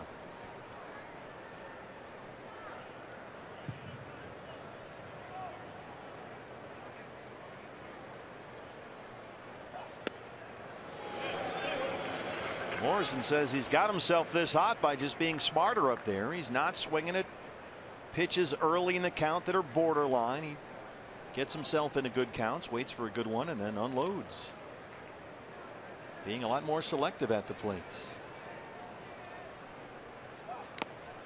Misses that one, down 1 and 2. Yeah, we mentioned leading the majors with his .423 batting average over the last 20 games. The first 28 games of the season, he hit .119. Yeah, it's quite a drastic turnaround, but it's, you know, it can be that simple, just swinging at better pitches. On May 1st, his batting average started with a 0. Since then, he's hit over .370. Bounces that one foul behind Rocco Baldelli, and there is Mark Hicks, the Hick Dog. Pouncing on that one, our Golden Glover down the right field line. Good job by the Hick Dog there. Right, Rockies. And there is David Van Ness, or as he's known around here, Dr. Van Nostrand. The doctor working left field. Yeah. Supporting his partner on the other side of the field. Yeah, give him a little fist bump there. 1-2 on Morrison. 2-2.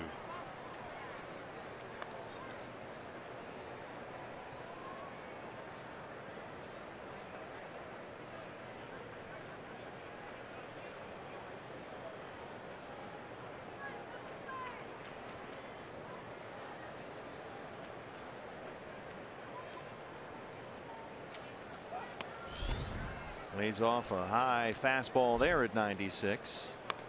And he's worked the count full, 3 balls and 2 strikes. So Robbie Ray got the first 2 batters of the 4th inning. After he had a lead, and Jennings singled, Motters singled, Casale had an RBI single. And now to open up the 5th, the double, a home run, a walk, and now a full count on Loma.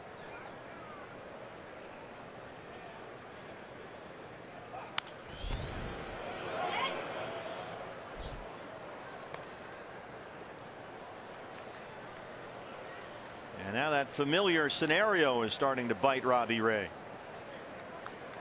The pitch count is going up. A lot of 2-strike foul balls.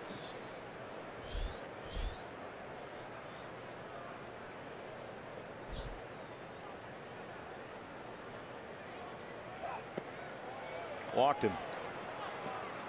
Back-to-back walks. And still nobody out here in the Tampa Bay 5th. That'll get some stirring in the Diamondbacks bullpen down in the left field corner. Guys had started to move around a little bit, stretch their arms out, take the jackets off, but now Darvin Alston answers the phone. Somebody's going to begin to throw. There is Edwin Escobar, who is down there now as part of the bullpen. Mentioned that earlier in the ball game. Steven Souza Jr.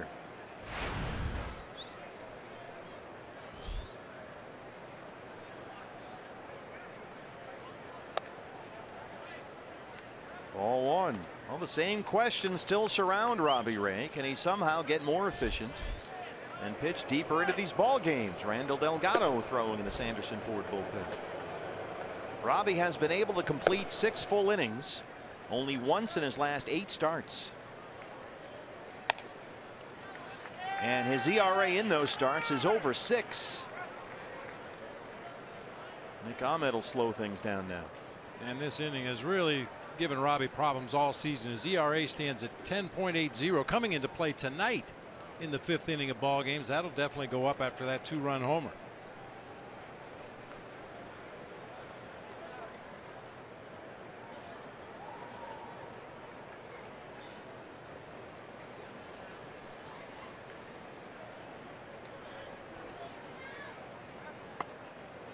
There's a strike. 1-2.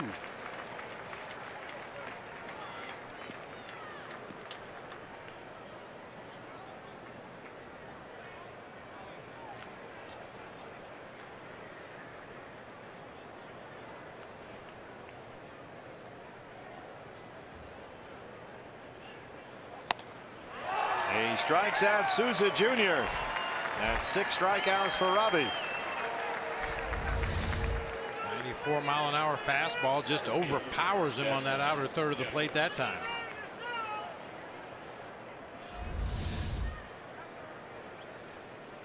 Desmond Jennings now. Singled and scored his last time up. He's 1 for 2.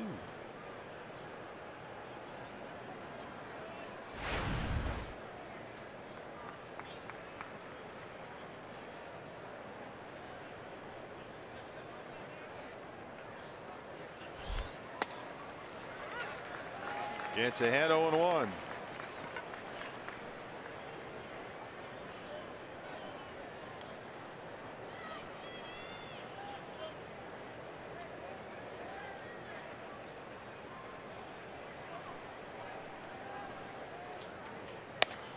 this is very much how Robbie's last start went. That was last Wednesday at Houston. 3 runs, 6 hits. And had traffic on the bases around him most of the night. Needed 99 pitches to get through 5 innings. He's at 85 right now with 1 out in the 5th. 1-2 on Desmond Jennings. Now he's starting to find it again.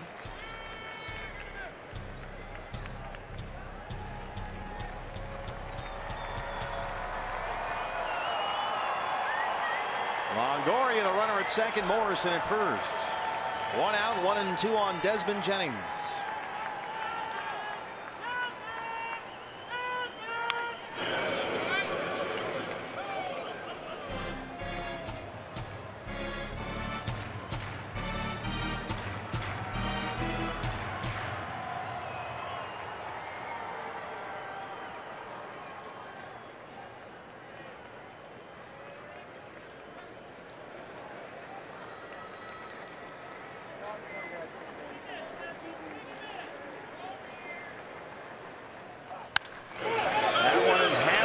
Center field. Peralta at the track. He won't get there, and it one-hops the wall. Longoria will score. They'll have to stop Morrison at third base, and it's a 4-2 ball game.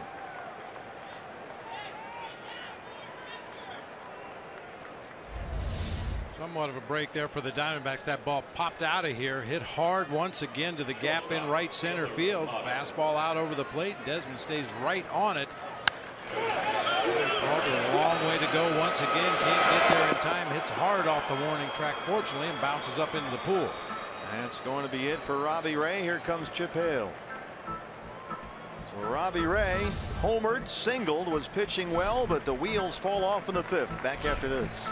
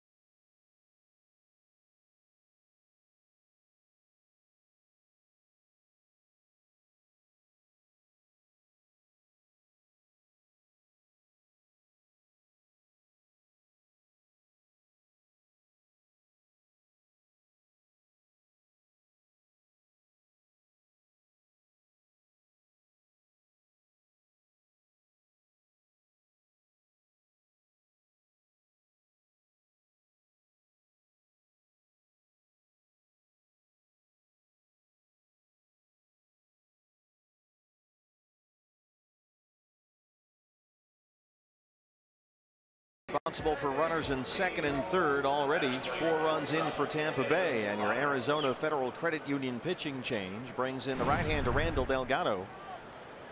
30 2/3 innings in 26 appearances, a 4.40 ERA, and he inherits a bit of a mess here. He's got Morrison at third, Jennings at second, 1 out, and 3 runs in. And he'll work to the shortstop, Taylor Motter.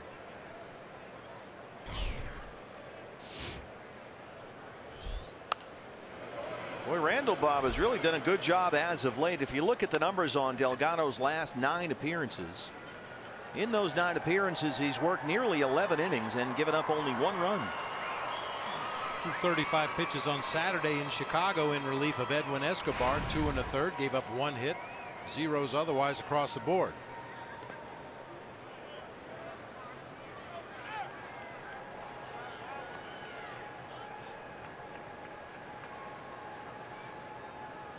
A ball and a strike to Taylor Motter, who came into the ball game hitting only .162 in 16 games this season, but he's 2 for 2 with a pair of singles.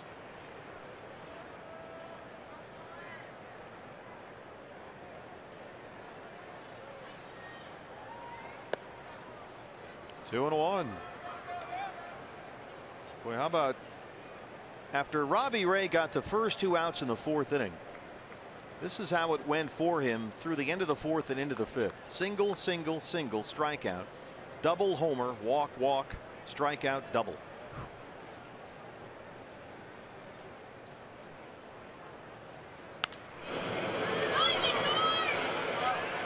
The old Will Ferrell line is, well, that escalated quickly. Yeah, the 5th inning, it seems like almost every start Robbie hits that point where 3rd time through the lineup, everybody's seen what he features out there on the mound. They've seen the release point. And unfortunately made a few mistakes up in the zone, out over the plate where the Rays could get the bat on it, drive it to the opposite field. That home run by Beckham was just clobbered to left. 2-2 pitch.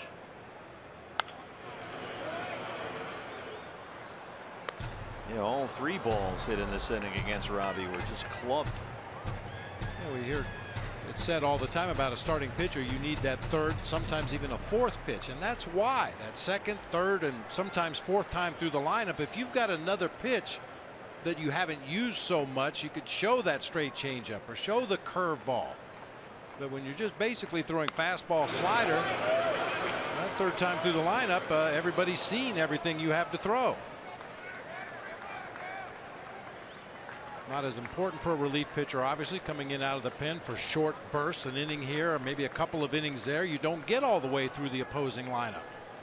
Well, the Diamondbacks have won only once in Robbie Ray's last 8 starts, and they trailed this one 4-2. Still 2-2 on Taylor Motter.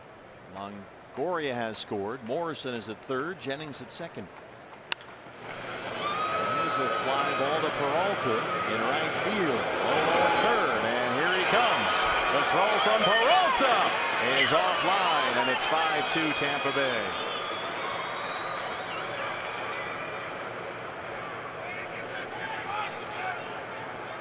Jennings tags up and moves to 3rd. Motter got it out there just deep enough that David had to hold his ground, couldn't really get behind it as much as he would have liked. Strong throw to the plate, but just too late and too far offline.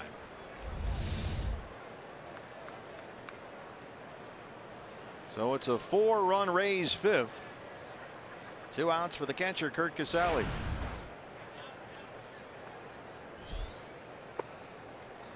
And you've got the pitcher on deck in Archer. Jennings at 3rd, so they'll give the catcher the free pass and work to Archer, was struck out twice.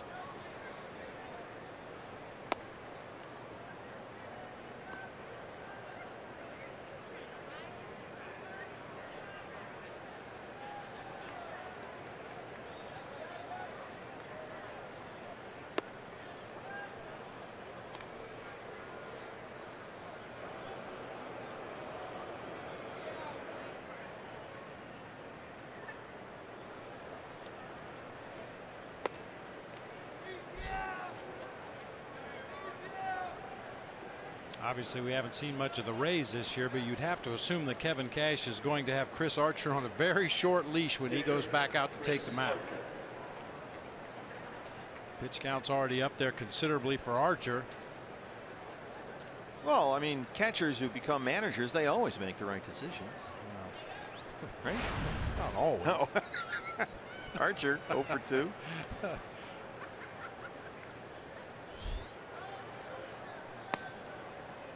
Randall overthrew that one a bit. 1-0.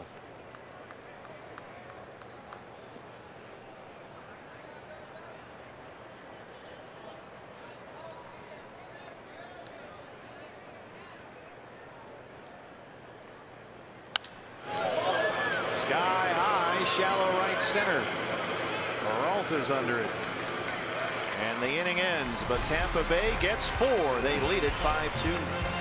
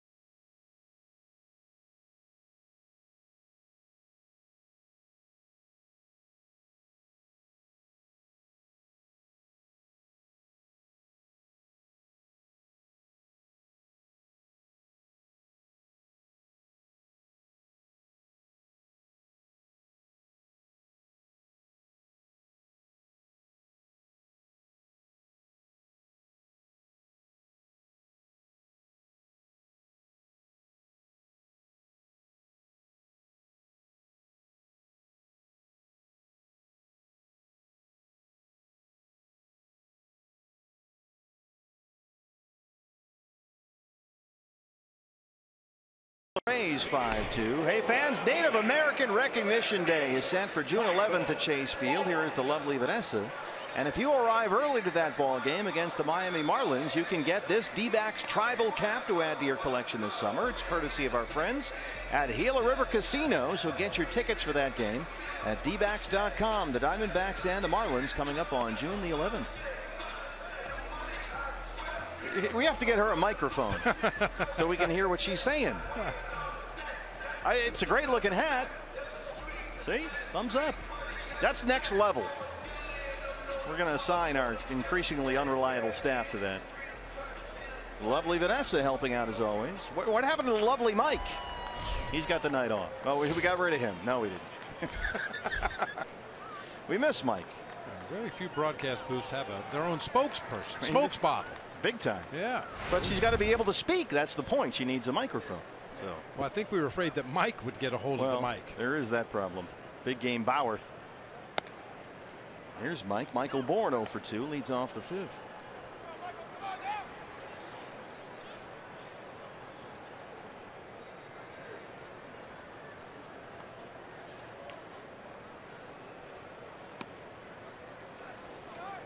Diamondbacks have been out hit 8-4. They trail at 5-2. Chris Archer had really been scuffling, but he's settled in now. He's got 9 strikeouts, and now he has a 3-run lead. Diamondbacks have punched out 27 times in their last 13 innings. He struck out 5 of the last 7 he's faced.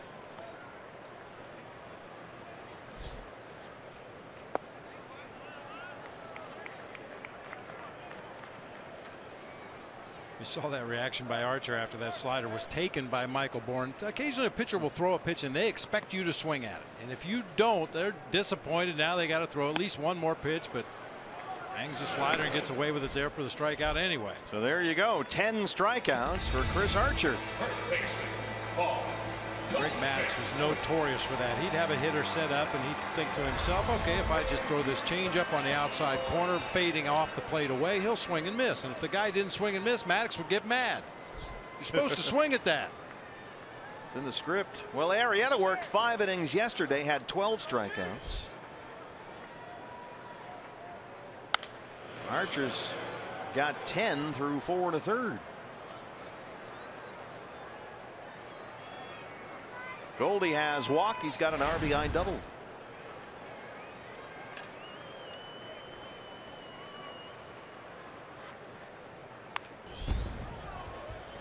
Well, that one got in on his hands quickly. 0-2.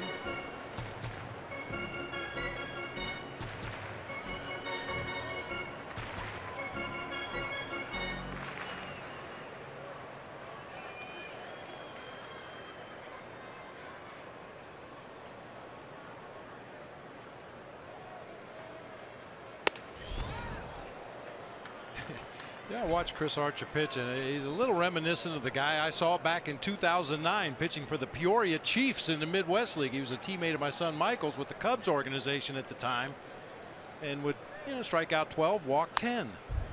And you could see that there was definitely potential there for this guy to be a really good major league pitcher if he could ever harness his command. For the most part, he's been able to do that.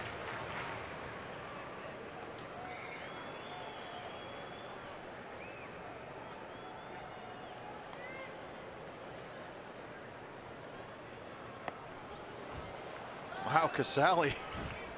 Cover that grenade. Save the platoon. He just did, I think. Just spikes a changeup in the dirt way over near the left-handed batter's box, hits him in the rib cage and bounces over into the on-deck circle.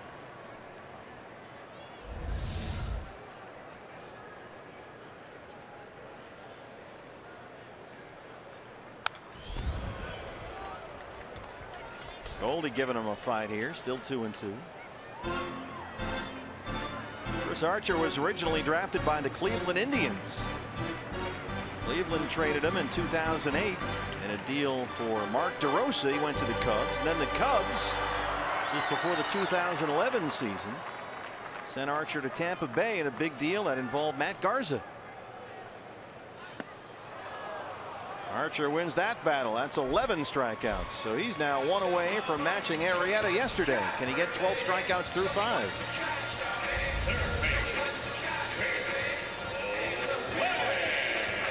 That's that good slider with the downward movement. I talked about those cement mixers. He's thrown a few of them that just stayed right in the middle of the strike zone, but that one just dive bombed right underneath Goldie's bat. He has struck out 7 of the last 9 Diamondbacks he's faced. Jake Lamb. Fly ball along the left field line, drifting into foul ground. Longoria calling for it. He's got it.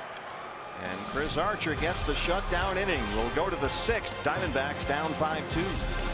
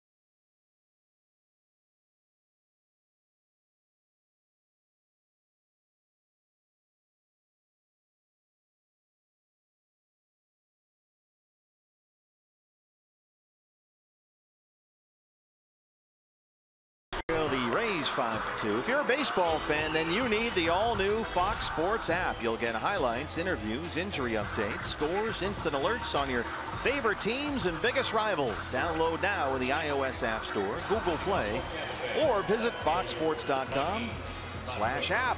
It's the all-new Fox Sports app. Randall Delgado on in relief of Robbie Ray. Robbie goes only 4 1/3 tonight. Gave up 5 runs, all earned on 8 hits. Walked 3, struck out 6. Mikey Matuk, who's had a good night in the leadoff spot, will lead off the 6th inning for Tampa Bay. He has singled, doubled, scored a run, 2 for 3.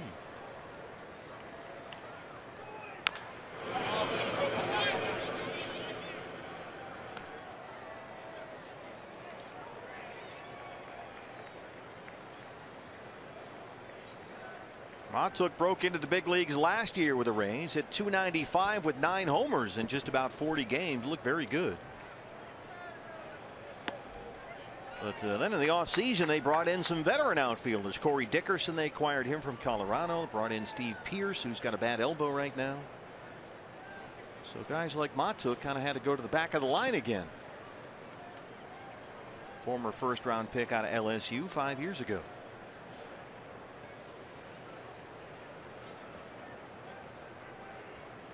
Dickerson started out like gangbusters in Tampa Bay, the former Rocky, but he has really struggled as of late.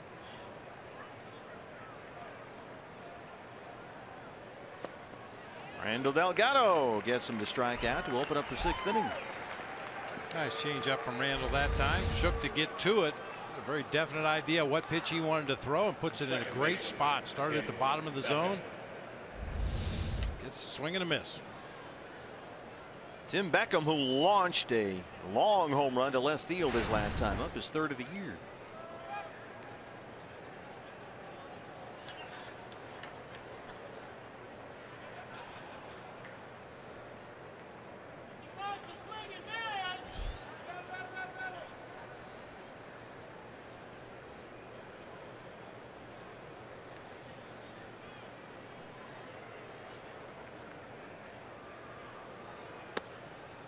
There's a strike. This was Beckham in the 5th inning.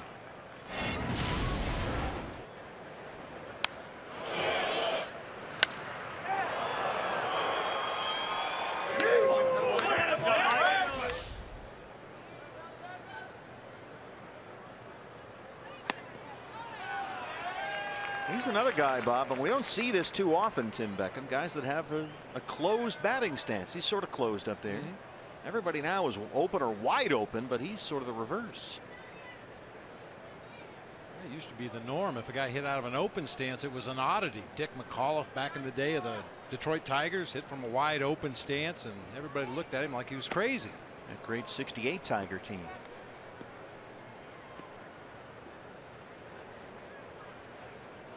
Don't see this very often these days, though. I remember Disco Dan Ford. He had the ultimate closed batting stance. George Hendricks used to hit out of an exaggerated closed stance. Randall Delgado, a couple of strikeouts to open up the inning. And now he'll work to Evan Longoria. Hey fans, when the D-backs win, you win at Papa John's. A day after every Diamondbacks win, you get 50% off your regular menu price online order at Papa John's. Enter promo code DBACKS50 at papajohns.com. Did you pick up your Papa John's pizza today? I did not. I was busy. My son Michael actually snuck into town last night. The Red Sox are on their way out to San Francisco. Had a scheduled off day today. They play tomorrow night in San Francisco. So he came home to see his lovely wife Alyssa and the twin girls Savannah and Scarlett. How are they doing? They're doing great. Had a little grandpa duty this afternoon. Boy, you've had your hands full lately. I love it. Gemma Rose in Chicago. Now the Twins back home. Now, Grandpa's kind of like the bullpen catcher of the family, you know. Go change a diaper. Go get a bottle. Go wash a bottle. Go do some laundry. Go hold the baby. Make yourself useful. Whatever you need. Whatever you need. Big cut at that one from Longoria. And Randall a strike away from striking out the side. We've got a real good feel for that changeup tonight. I mean, that's right in the middle of the strike zone, but took exactly the right amount of speed off to get the swing and a miss.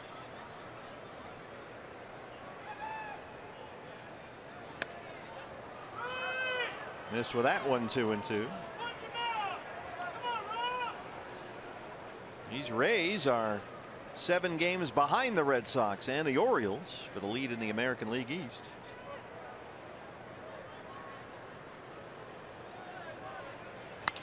Base hit for Longoria. Knocks it into left center field. On the run, he's going to stop at first. So he's aboard for the 3rd time tonight. 2 walks and a single. He'll try to sneak that fastball by the inside corner of the plate. Longoria got jammed just a little bit, but he's a strong man, just muscles it out there into shallow center field for a 2-out base hit.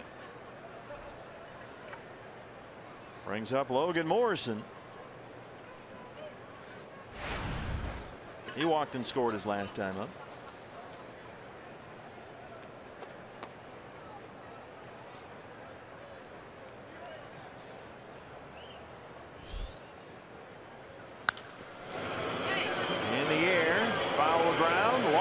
For Nick Ahmed.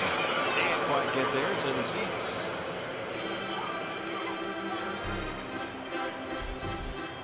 Don't forget, fans, game 2 of this 3-game series tomorrow. Diamondback Live pregame show is on at 6 o'clock, and a great pitching matchup. Zach Greinke on the mound for the D-backs, and the lefty Matt Moore pitches for Tampa Bay.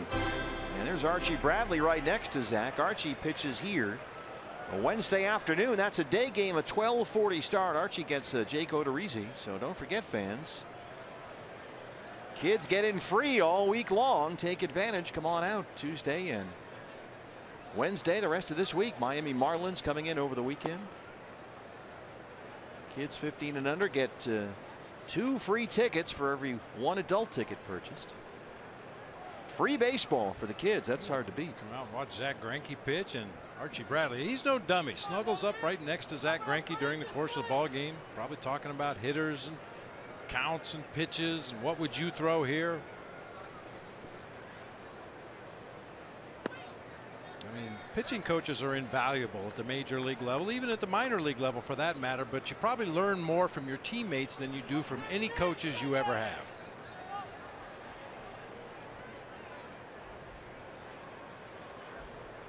And Zach seems to be very good about that. He's very engaged with all his teammates. See that in the dugout, on the planes as well.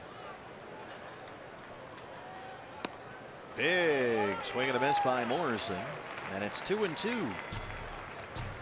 Another changeup. Randall's got it going today. Some nights you go out there and take the mound and you feel like you could put the fastball wherever you want it. Other nights it's not there for you. Tonight it looks like the changeup that Randall has a real good feel for.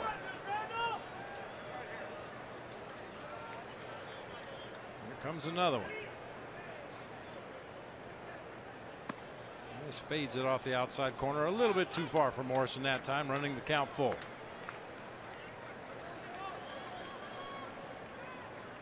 Morrison homered 4 times in his last 3 games in Minnesota this weekend.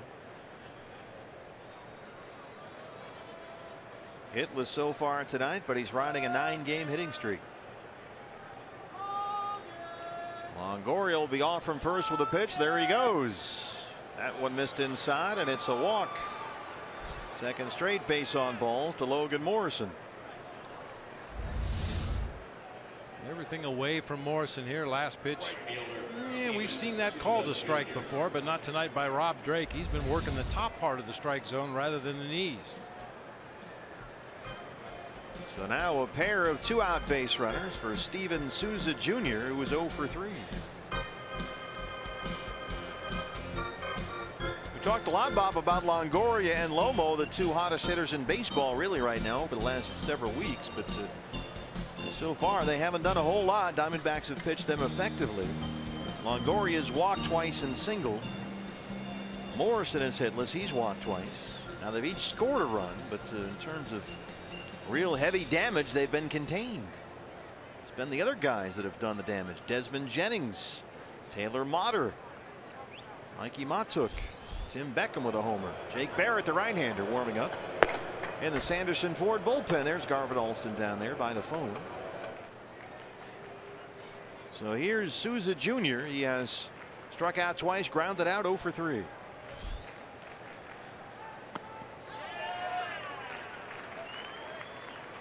Why does the changeup seem to be the ultimate feel pitch? I always hear that. He's got a good feel for that changeup. Usually it involves some kind of an odd grip to begin with, you know, whether it's a circle change and you throw the ball off your middle finger and your ring finger, or the split finger. Some guys choke the ball back in the palm of their hand. It always involves some kind of an odd grip. And some nights you just have a real good feel for the way the ball comes off of that unusual grip, and other nights it feels like an unusual grip. Tonight Randall's throwing some really good changeups. And you're talking about guys needing 3 pitches, and Randall, when he was a starter, had the fastball and had a really good changeup, and that was about it, which is why he seems to profile better as a reliever. Never did get that breaking ball to the point where he could be a consistent starting pitcher with it.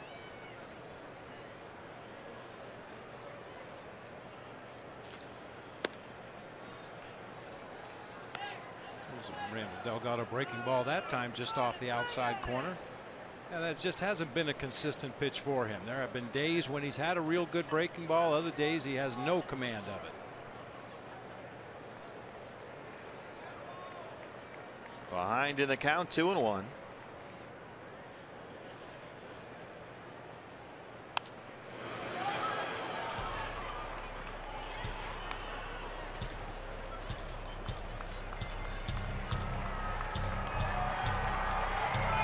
Randall's been trying to get that 3rd strike for 3 batters now. He struck out Matuk and Beckham. Longoria had a 2-strike single. He walked Lomo on a full count. Now he's even with Souza Jr. 2-2. Yeah, you love to make something happen on this pitch right here. Either swing and a miss or weak contact, pop it up in the infield. Don't want to go to a full count with 2 outs. This is playable if somebody can get there. Segura and Goldie. Segura calling for it, and he's got it in foul ground. Randall Delgado strands 2. Diamondbacks trail at 5-2.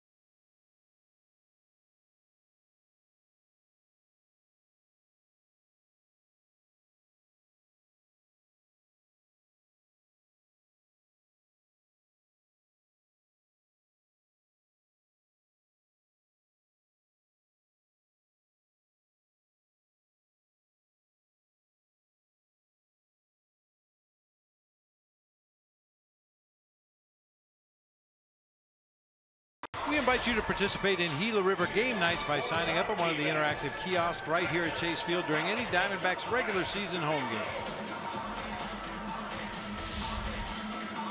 Set for the bottom of the 6th inning. BB, we have a shout out to pass along. We just got this note actually late in the game yesterday while we were at Wrigley Field from some fans who have been doing a ballpark tour following the Diamondbacks in part. And we missed him yesterday. Don and Sue Donahue, our Arizona State Senator from District 5, they're doing a ballpark tour. They went to Baltimore, Washington, Philadelphia, Pittsburgh, where they saw the Diamondbacks. Then they were in Cleveland. And the final stop, and I can't believe we missed him, was yesterday in Chicago. Oh, Wrigley Field. Yeah, so we want to say hi to them. And we're sorry we missed you, but that's a pretty good ballpark tour there. That's nice work. It's a nice cherry on the Sunday, too, finishing up at Wrigley Field. Yeah, especially yesterday of all days. That was a great game. I'll tell you, I spent 8 years there working in Chicago, and before that, playing in Chicago, managing, coaching. I'd never seen anything quite like what we saw there yesterday after the ball game. The kids were able to come onto the field and run the bases, so there was a line of about 20,000 people waiting to run the bases at Wrigley Field. There was another line outside the ballpark as Allen was grounded back to the mound. Archer had no trouble with it.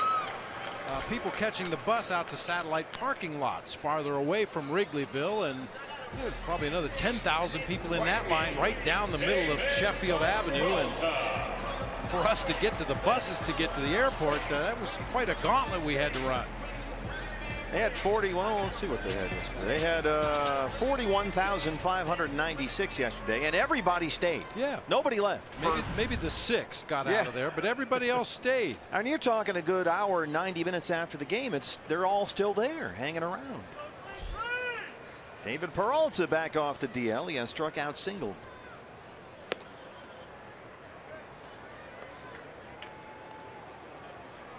And they line them up to run the bases inside the ballpark, and there's no room in there at all. David Peralta gives this a ride, deep right center, Wyman, and that ball is gone, a home run. The freight train is back in town.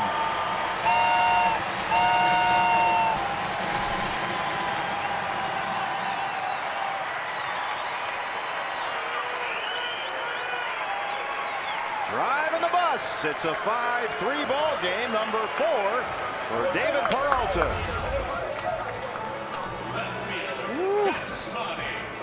Hanging cement mixer that time. Belt high inside part of the plate. He did not miss it. Clubbed it high above the pool area out there in right center field. Archer's been working up in the zone all night long. Tomas fouls that one off the catcher Kurt Casale. So how about that return for Peralta? Jumbo Jack, he has singled homered. He's 2 for 3.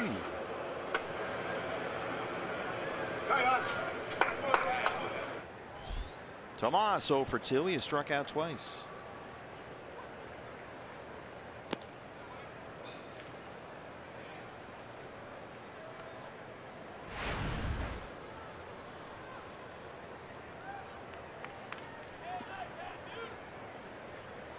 Rays bullpen will get busy.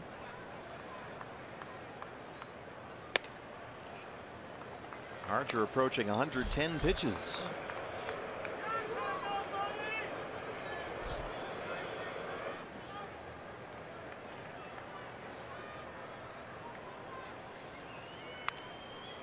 Two and two.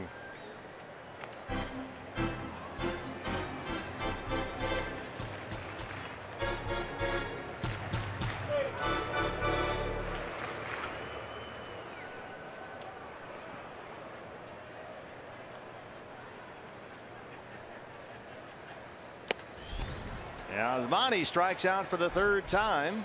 That's 12 strikeouts for Chris Archer. We know the advanced scouts are at every ball game.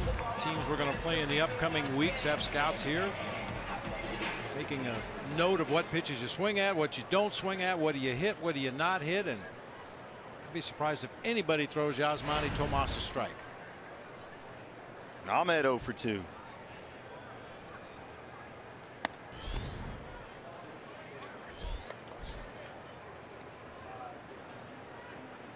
Pitcher spot is up next for the Diamondbacks. Ricky Weeks Jr. out of the on-deck circle. Archer at 110 pitches, 69 strikes. 1-1.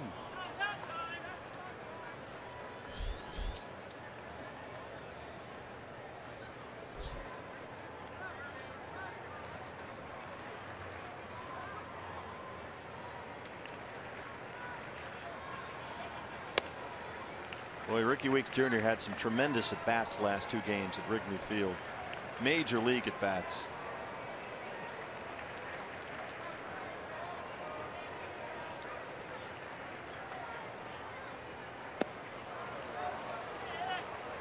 Two and two on Nick Ahmed.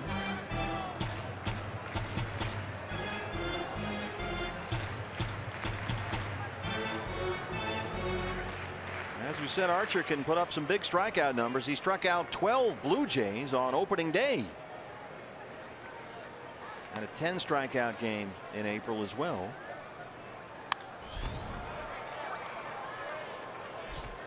And he's 1 strike away from a season high.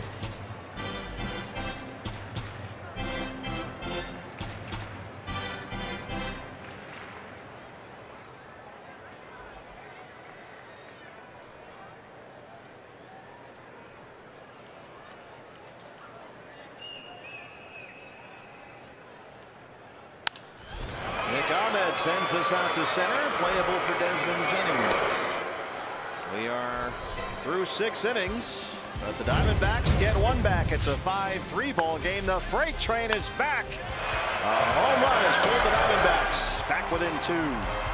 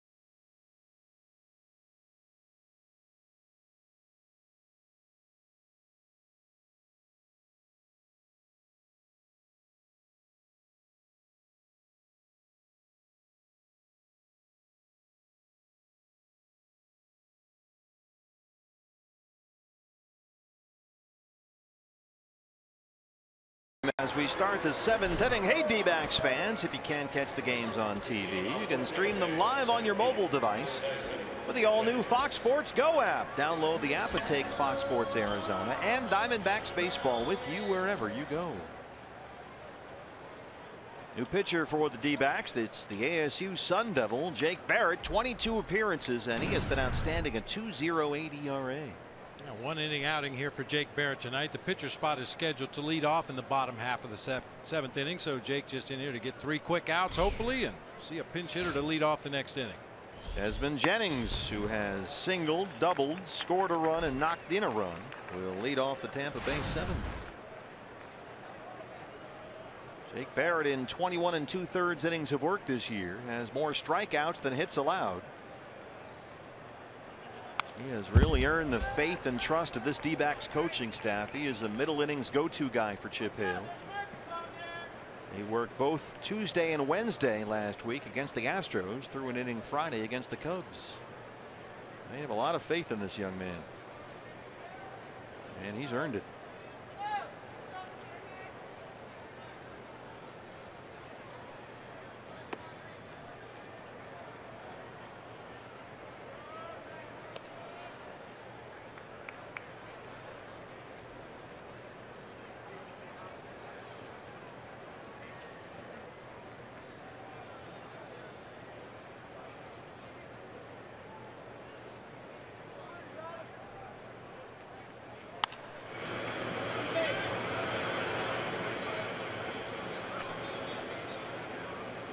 Mentioned earlier that Peter O'Brien had hit another home run for the Reno Aces.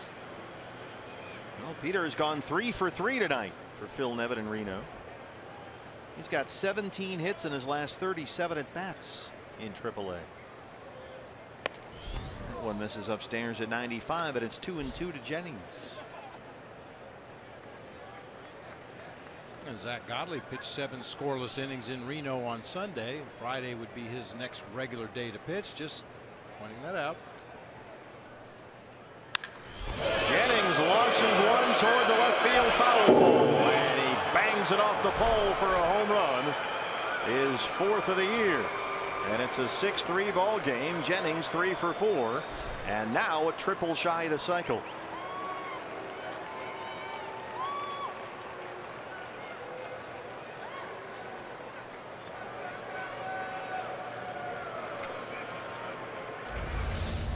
When they hit him, there's nothing cheap about him. Wow. The only question on this one was fair or foul. The sound tells you that it was fair.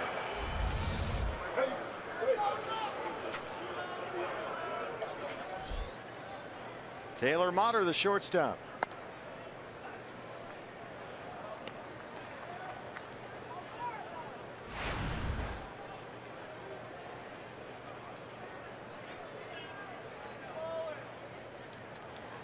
Another guy to keep your eye on in the D-backs minor league system is that Visalia. Rudy Flores, the first baseman. He's homered tonight. His 12th of the year.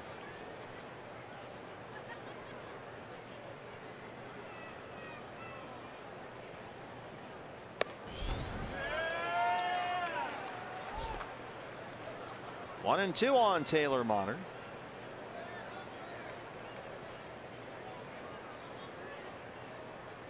Motter just his 17th game with the Rays this year.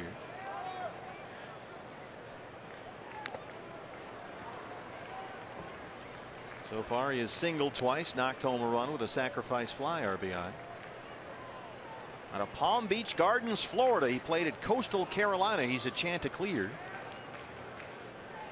That's where Chris Owings' brother is playing right now. Barrett gets the strikeout.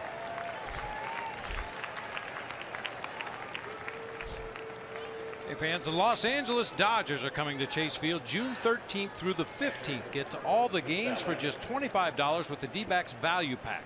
The Value Pack includes a lower level bleacher ticket, a Subway sandwich, and a Pepsi. Get tickets now for the D-backs versus Dodgers series at dbacks.com/value. The catcher, Kurt Casale. He's got an RBI single. He was given an intentional walk his last time up. Corey Dickerson, the former Rocky, is out in the on-deck circle. Pitcher spot due up next. So that looks like it's all for Chris Archer, who worked 6 innings, had 12 strikeouts, and now has a 6-3 lead in line for the win. It would be just his 4th this year in 13 starts.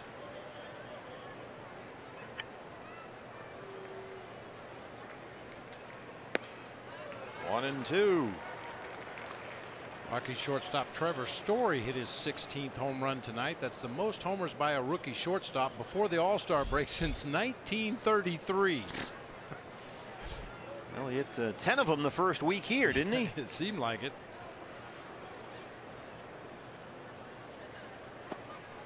Another strikeout for Jake Barrett, 2 down. And speaking of Rockies, here's a former Rocky, Dickerson.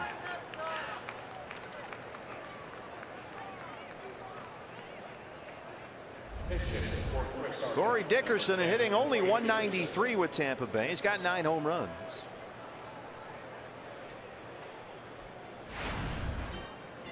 Flashed some power very early in the year as a Ray, but he has struggled at the plate lately. 1 homer in his last 20 games as he's dropped lower and lower in their batting order. Not in the starting lineup tonight against the lefty Robbie Ray. He's 1 for his last 14, 3 for his last 27.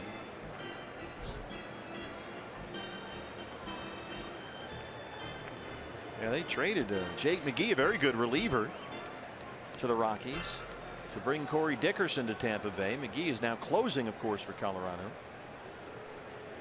But boy, this guy, I thought when the Rockies traded him, they were nuts. Corey Dickerson, you know, other than Tulo, obviously, and Arenado, I thought he was their best hitter. It was very tough on the Diamondbacks.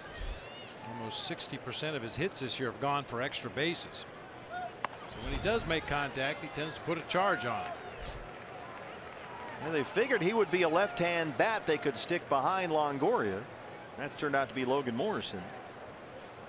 And early on, the plan worked. Dickerson homered 3 times in his first 6 games with Tampa Bay. But then he went into a 4 for 50 tailspin, and he still hasn't recovered. And when you're slumping like this, you're quickly down 0-2 often.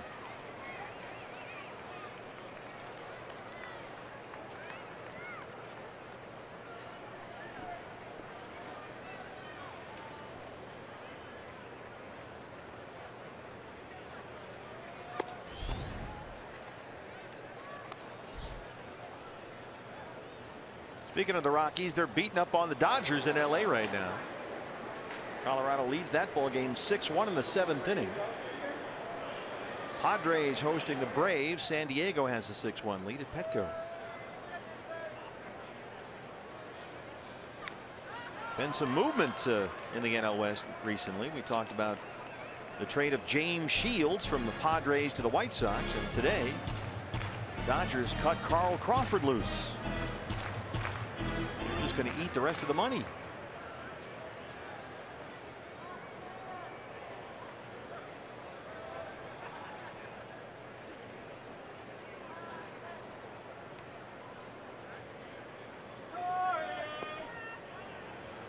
It'll be interesting to see what the division leading San Francisco Giants do to replace Hunter Pence. Will they go out and make some kind of a move, or will they just call up Kyle Parker, one of the guys from the minor leagues, maybe to plug that gap until Pence comes back? They're anticipating at least 2 months for Hunter Pence.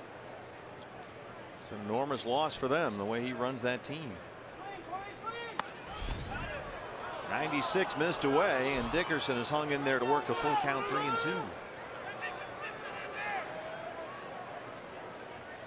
Well, that was one of the questions for the Giants. Would guys like Span and Pagan and Pence be able to stay healthy? Diamondbacks can tell you about key injuries. Well, Barrett gets 3 strikeouts in the inning, but Desmond Jennings gets his 4th home run. And as we stretch at Chase Field, D-backs are down 6-3.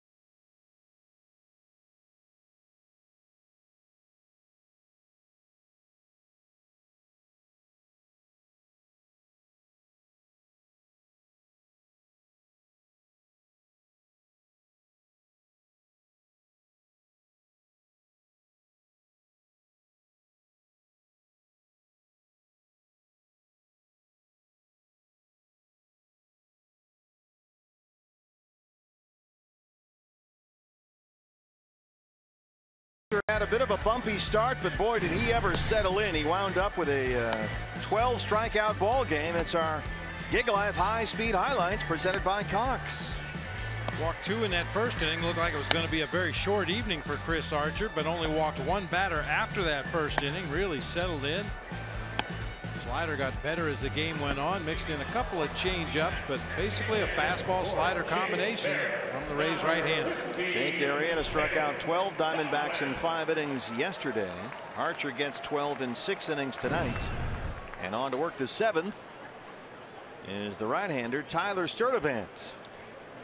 His 7th appearance of the year, a 3.18 ERA. Pitcher spot leads it off for the Diamondbacks. Here's Phil Gosselin. Gosselin hitting .250 with a home run. He started at second base yesterday. Went 1 for 4 with a single and a walk.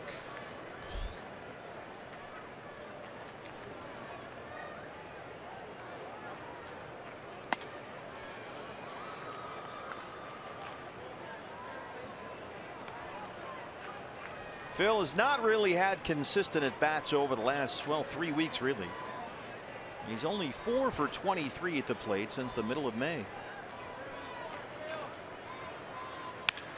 He gets things started. Dunks that into left center field. A leadoff single.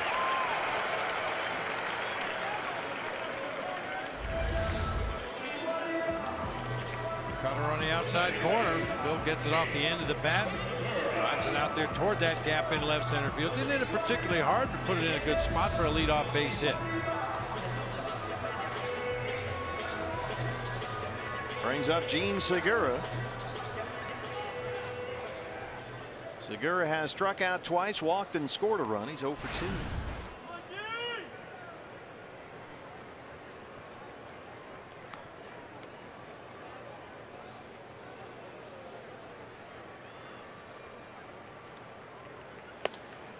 Sturdivant just pitched 1 2/3 innings Saturday in their win over the Twins at Target Field. That was his longest outing of the year.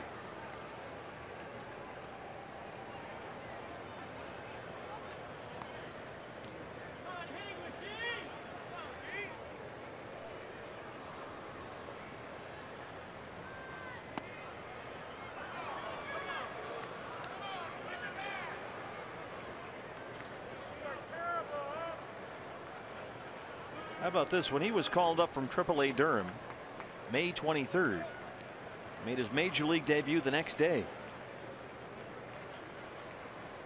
He was almost 31 years old at the time of his big league debut. The oldest player to make his major league debut with Tampa Bay since Jason Childers in 2006, and the second oldest since Jim Morris, who they made that movie about with Dennis Quaid. Yeah, you're right. Left-handed pitcher. He was 35 when he debuted with Tampa Bay back in '99.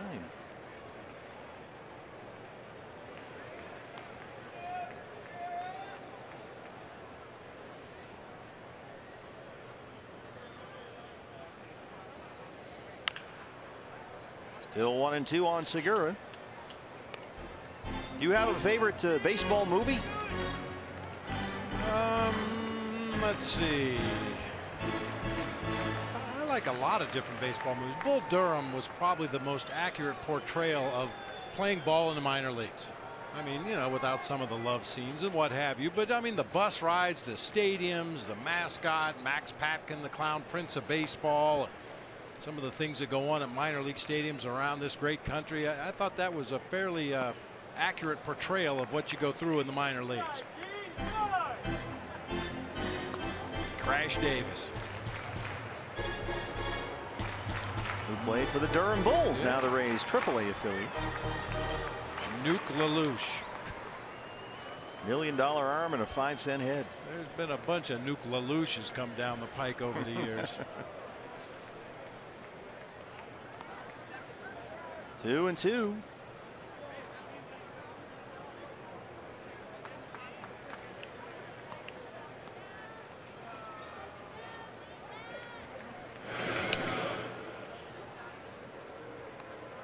What about you? I think it depends what kind of baseball mood you're in. There are different, you know, if just for pure laughs, there's Major League. Sure. I mean, you can't beat Uke. in Major League. If you want to get sort of nostalgic, there's The Natural.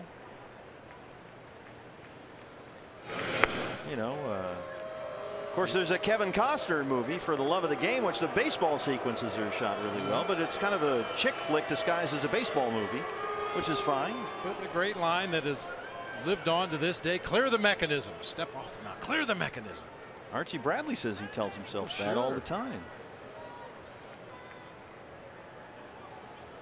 And that's a feeling as an athlete. I'm sure it happens in other sports, but you know, in baseball, you're standing out there on the mound or in the batter's box, and there are times that your mind is just absorbing everything. You're hearing voices from the stands. You're hearing the peanut vendor up in the stands. Everything is entering your field of vision and your hearing, and you have to take a deep breath, get out of the box. Okay, clear the mechanism, and then it's just like silence, and all you can see is that ball coming out of the pitcher's hand. Segura's putting up a fight here. Yeah, it's a great gift if you can pull that off. Yeah. Guys that can do that more consistently than others are the guys that make all the money. I thought in that movie that like I said, when they filmed the baseball sequences, I thought that was pretty accurate. Did a good job there. Every Yankee was number 98, but didn't want to really nitpick.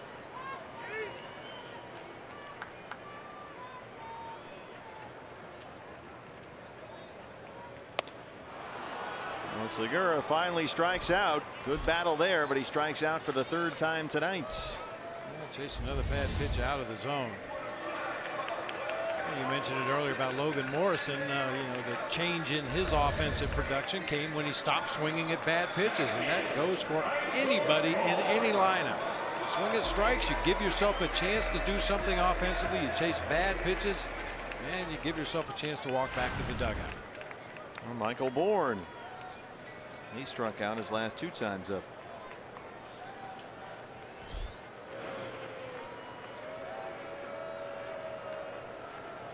You know, you ask guys nowadays down on the field what's their favorite baseball movie. A lot of them will say Sandlot. You're killing me, Smalls. Yeah, that's a very popular music with the younger generation of ball players. That's a great movie, period. Everybody can relate to the Sandlot. I liked some of the old ones. You know, I used to watch those when you'd be sick and stay home from school, and on the UHF station, like Pride of the Yankees would come on with Gary Cooper or William Bendix in the original Babe Ruth story. Was it the Monty Stratton story? Jimmy Stewart. Yeah. Yeah, he was Monty Stratton.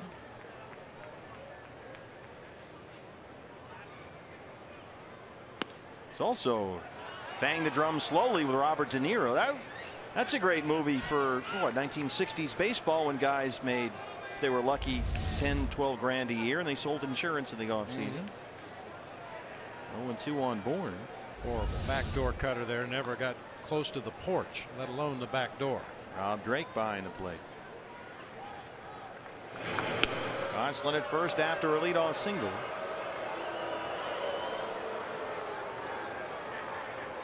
I've always thought Mr. Baseball with Tom Selleck was fun. Kind of a look at how baseball is played in Japan, some of the cultural differences.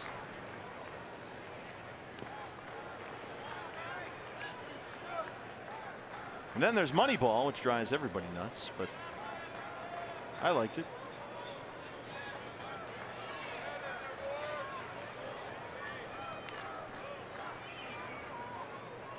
Bad News Bears, classic. Buttermaker.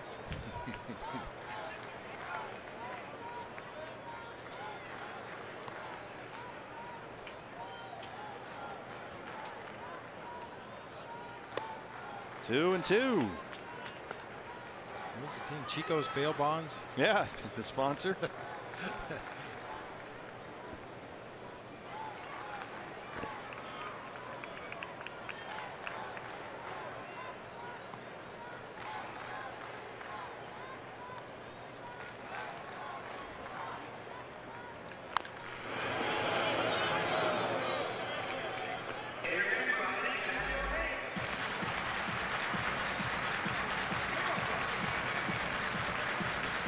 The Bourne legacy.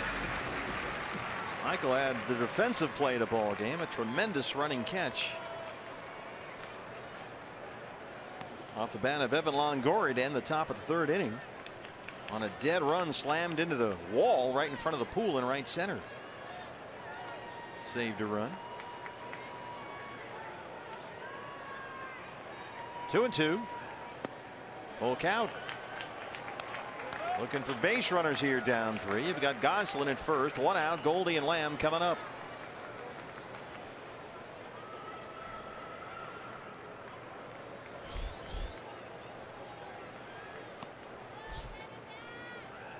Goldie, I bet, is a clear the mechanism guy. He's got to have that in his DNA. Oh, I would think so.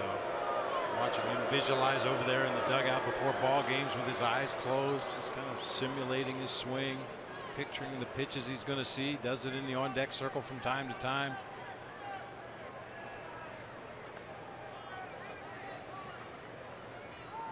Full mind is an empty bat. I believe Walter Alston said that years ago. I thought that might be a Rocky Bridges. 3-2 pitch. Center field for Jennings. And he's there. Hey fans, anytime the D-backs score 5 runs or more, Taco Bell is giving away 3 free tacos with the purchase of a large drink between 4 and 6 the following day at participating locations. Well, Goldie is the taco run at the plate, looking for a Goldie gone. He has walked and hit an RBI double, struck out his last at bat. He's 1 for 2. Conference time at the mound. Rob Drake going to come out there and break this up. Boatload of strikeouts the last couple games for the Diamondbacks. If you're wondering what are the most strikeouts in back-to-back games by Diamondbacks hitters, it happened last season, July 22nd and 23rd. 16 in back-to-back days for a total of 32. We're sitting at 31 right now with 18 yesterday and 13 today. Hey, as long as you win. That's right. So far we're 1-0.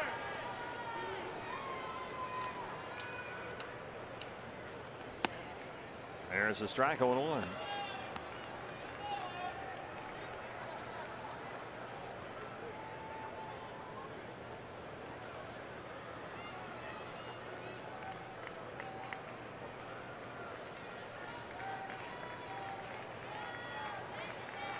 Oh.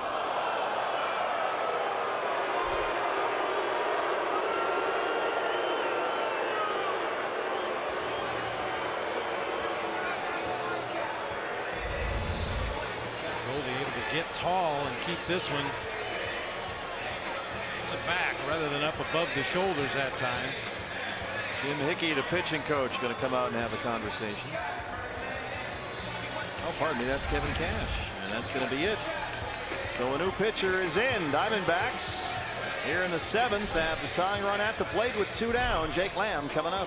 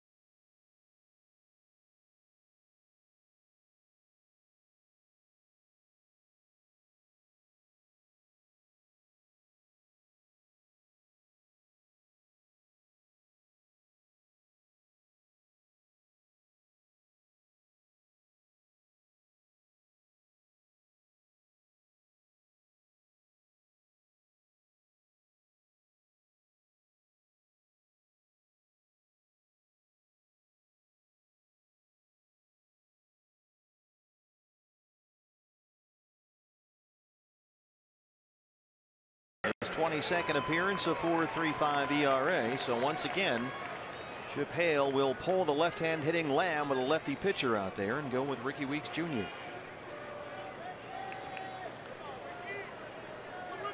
Weeks 3 hits in his last 18 at bats. He's hitting .234 on the year. Gosselin at second, Goldie at first. There's a strike, 0-1. Ricky the tying run at the plate with 2 outs. Thanks, Rob Drake.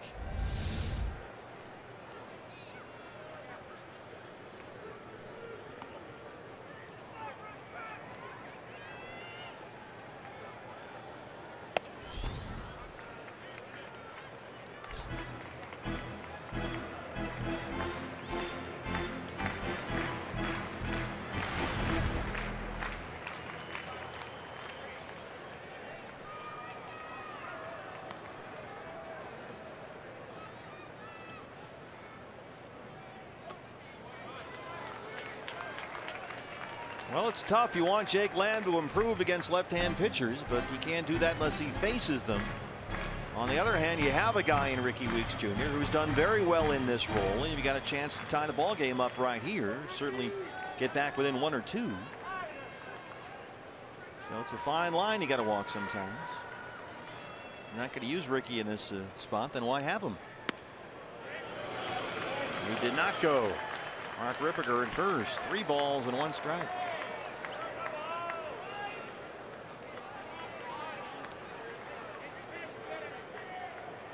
I think sometimes it depends on the kind of stuff that the particular pitcher is featuring out there on the mound. Romero, a guy that throws 2-seam sinking fastballs, cut fastballs, and a very occasional slider. So I wouldn't call him a breaking ball pitcher. He's more of a power pitcher. The bases are full of Diamondbacks. And here comes Wellington Castillo.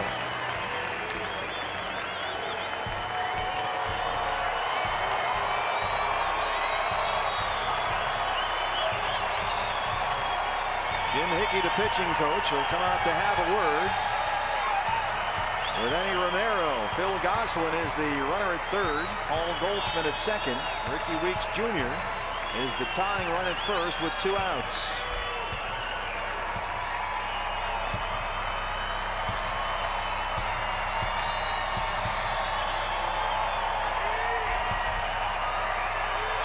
Tampa Bay bullpen is busy. Ryan Garden, the right-hander.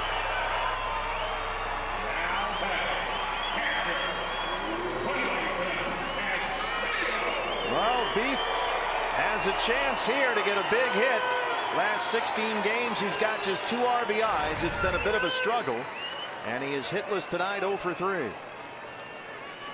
That can all change with 1 swing of the bat right here. You betcha.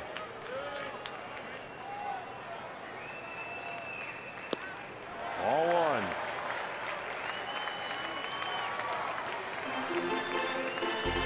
Phil Gosselin hit for the pitcher to lead off the inning. He singled.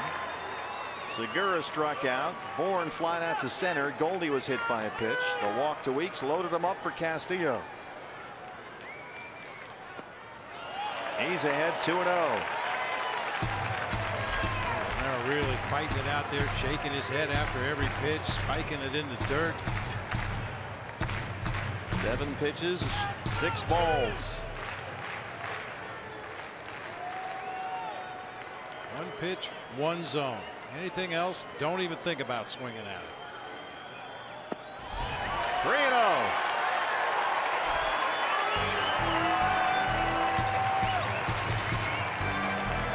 Kevin Cash. Chris Archer in line for the win.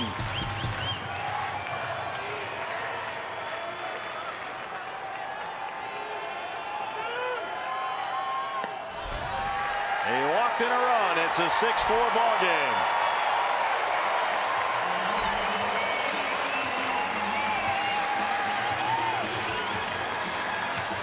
And guess who's coming up?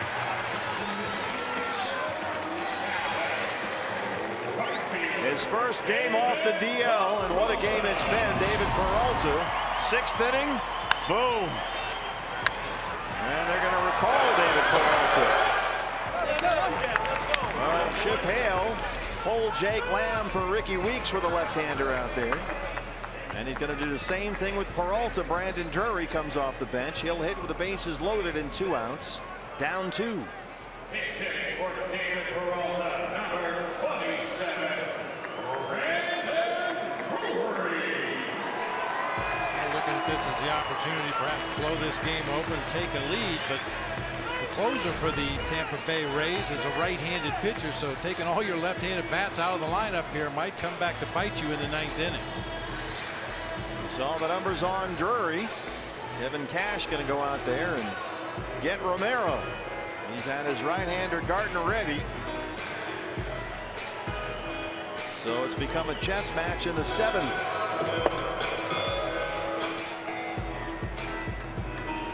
Diamondbacks back within 2. Bases loaded, 2 outs. Back after this.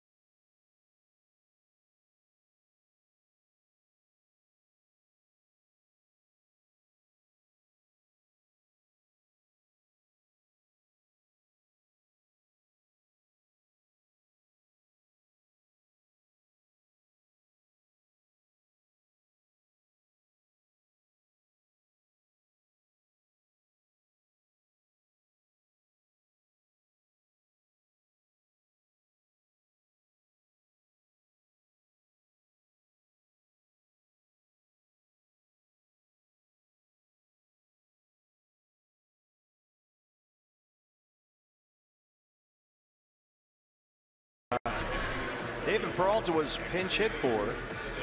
Brandon Drury was announced a right-hand hitter. Kevin Cash went out and got his pitcher and put in a lefty to face Drury. Here's Cedeno. Well, the other guy just wasn't throwing strikes. He wasn't even coming close, so Eddie Romero got pulled in favor of Xavier Cedeno. But you're bringing him in to face the right-hand hitting Drury. Splits are pretty even for Cedeno against righties and lefties, both hitting in the low 200s against him. I think it's just a case he had no confidence that Romero was going to find the strike zone anytime soon. He'd had a right-hander up. It'll go with a lefty in Cedeno to face Drury, who's hitting .283 with 8 home runs. Bases loaded, 2 outs.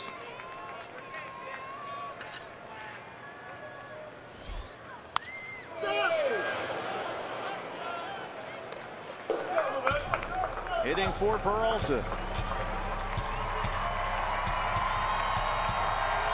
Paul Goldschmidt is at third. Ricky Weeks Jr.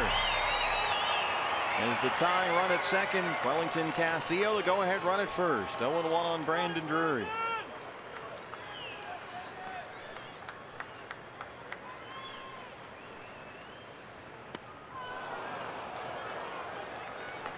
Oh, and 2.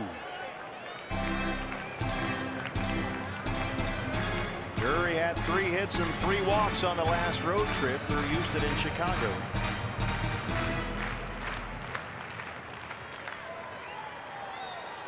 A base hit here can tie the ball game.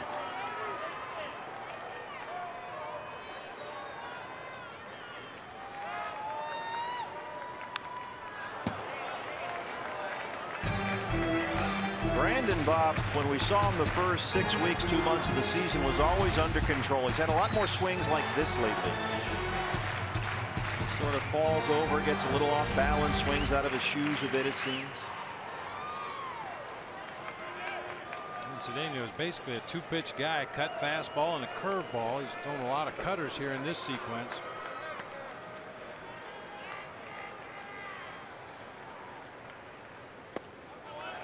1 ball and 2 strikes.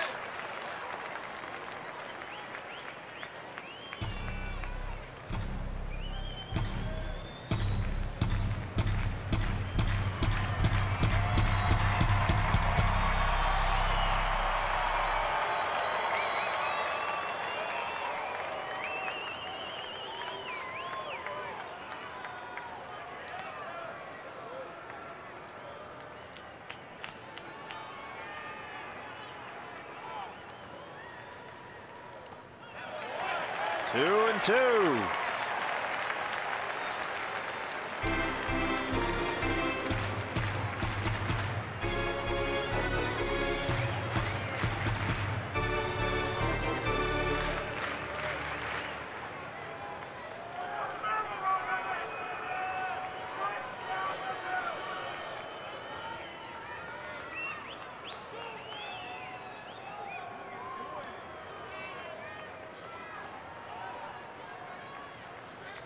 Got him. Diamondbacks leave them loaded, but they get one. They are back within 2 as we head to the 8th.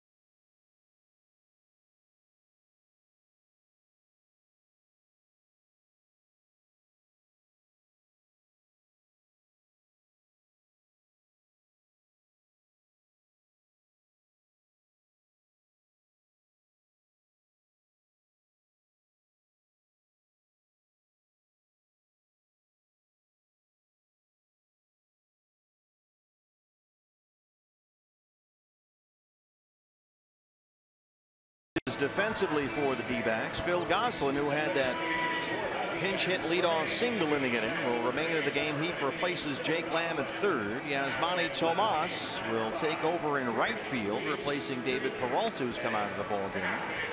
And Ricky Weeks Jr. is in left, replacing Tomas. And the new pitcher for the Diamondbacks is Josh Colmenter. 4 appearances since his return from rehabbing that right shoulder issue. And Josh has pitched well his last 3 times out. He's given up just 2 hits in 5 innings. He worked Saturday when he threw 1 inning at Wrigley Field. Josh had some good movement on that cut fastball. He runs inside to the lefties. His changeup was effective as always in his outing against the Cubs. He'll work to the top of the Rays order in the 8th inning. Mikey Matuk, Tim Beckham, and Evan Longoria 1, 2, and 3. Matuk has single, doubled, scored a run. He's 2 for 4 in the leadoff spot.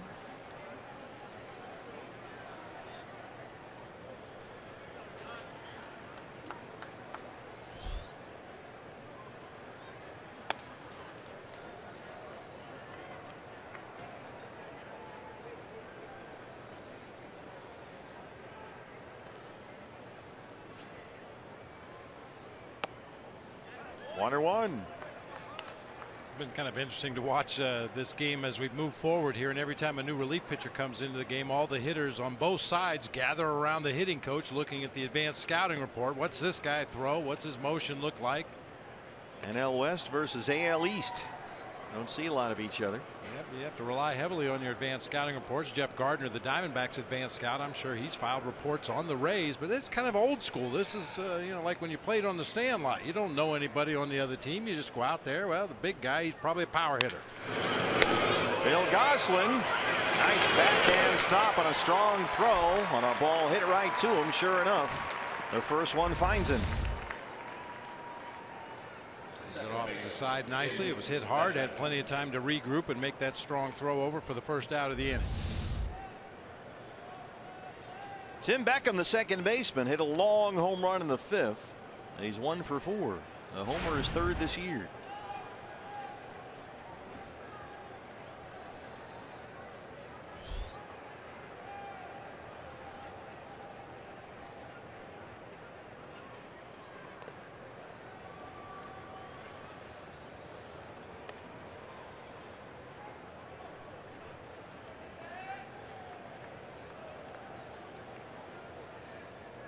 If you don't know a lot about the opposing team, you kind of learn on the fly sometimes. Certainly you use the advanced scouting report and lean on that heavily, but got to use your own eyes and your own experience too, and watch how hitters react to certain pitches. Try to come up with a game plan for that at bat and subsequent at bats in the ball game. There's a couple of advanced scouts sitting down close to the field.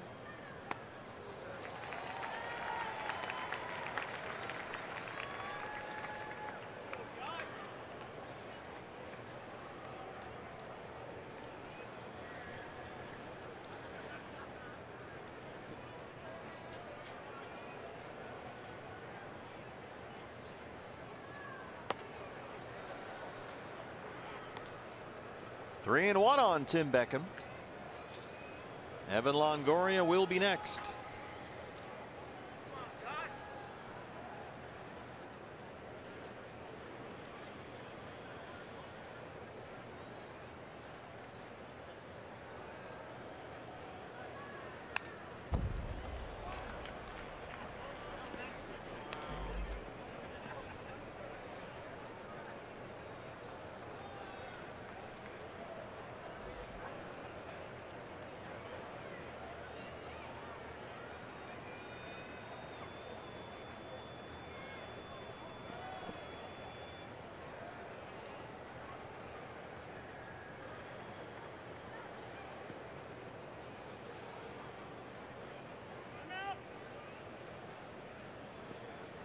Diamondbacks today sent Silvino Bracho to AAA Reno, and David Peralta was activated. Edwin Escobar is back there in the bullpen as well. That was news today. Saturday starter at Wrigley Field is now a reliever. And Colmentor walks Beckham ahead of Longoria. So the Diamondbacks will need a pitcher for Saturday's game against Miami here, and they'll name that later this week. They have an off day on Thursday. You could skip through there and stick with what you've got. You could call somebody up and pitch on Saturday. A lot of options for Chip Hale and the staff.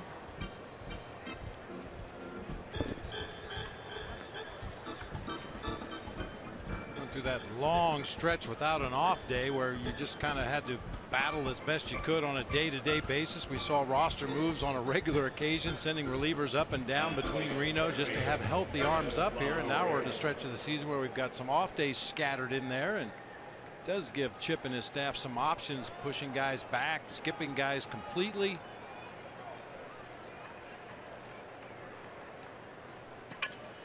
Longoria has walked twice, singled, scored a run.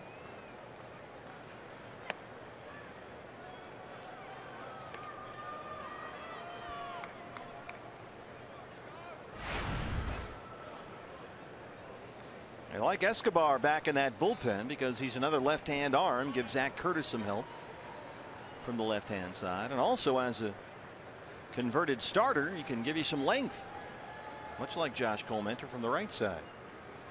They need some innings back there. And I mentioned before his start at Wrigley Field that with the stuff that he had, Escobar might be a guy that would fit into the bullpens at some point in the future as a loogie, a guy come in to get out that one tough left-handed bat in the opposing lineup in a key situation. 1-1 on Longoria. Yeah, Chip really felt that life as a reliever is more Edwin Escobar's niche. That's how he put it. And they had told him before that that might be a possibility. He had pitched as a reliever in the Red Sox system.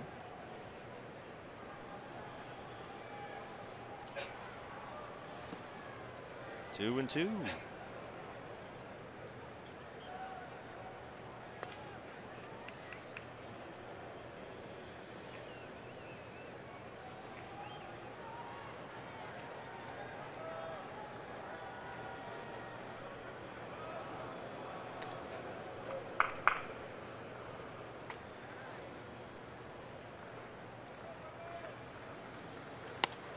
Called strike 3. Colementor rings up Longoria. 2 down. Bet you haven't seen much of that recently. I was Taking an just inside thinking that. fastball at 85. Watched it go by for strike 3. You would think in this series particularly, this is when Josh's unusual motion would really be an advantage. And he's got one more big out to get in Logan Morrison, who has walked twice, scored a run, 0 for 2.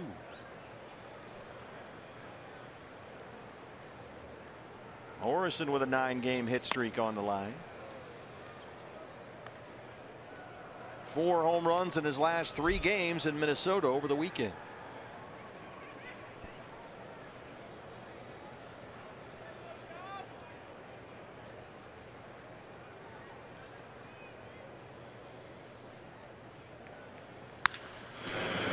Bouncer. The shift is on. Gosselin has it, throws him out.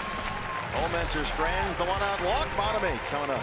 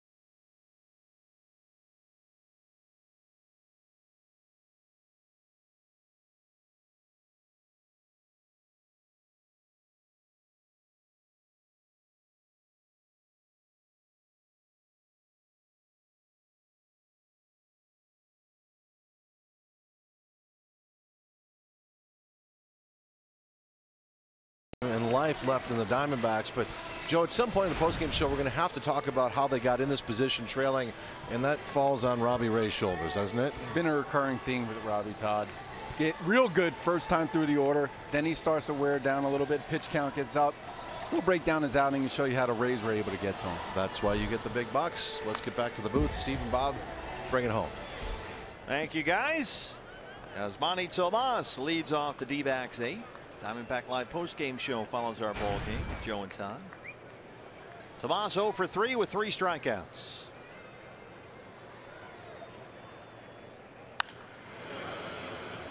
Oh and 2.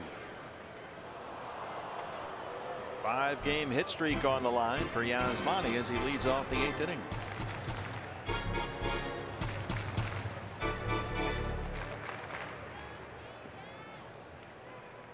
Chip Hale talked about this again today. The more Tomas swings at the right pitches, the more damage he's going to do. But getting him to swing at the right ones and lay off the wrong ones is an ongoing battle. He's made huge strides after last year when we used to kind of joke about his pre-planned at bats when he determined which pitches he was going to swing at before he even got in the batter's boxes. Improved on that quite a bit. A stop by Longoria at third. 2-time Gold Glover throws him out, 1 down. Hey, fans, plan ahead for some Upcoming afternoon ball games here at Chase Field. You'll get a matinee price ticket. Next 12:40 matinee game is Wednesday against these Tampa Bay Rays, followed by the Dodgers and the Phillies. Get your matinee ticket right now at dbacks.com/matinee. Spend the afternoon at the ballpark and save some money. Nick Ahmed 0 for 3.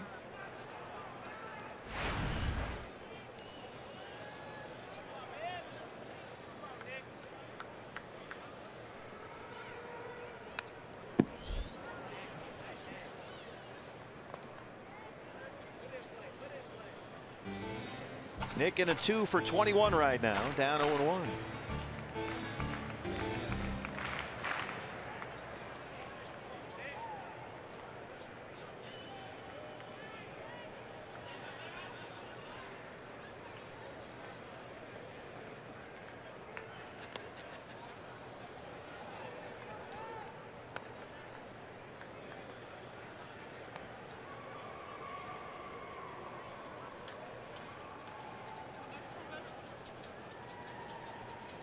Phil Gosselin, who is taking over at third base, is on deck. Pitcher spot now 6th in the Diamondback order. Nick ahead, 2 balls and a strike.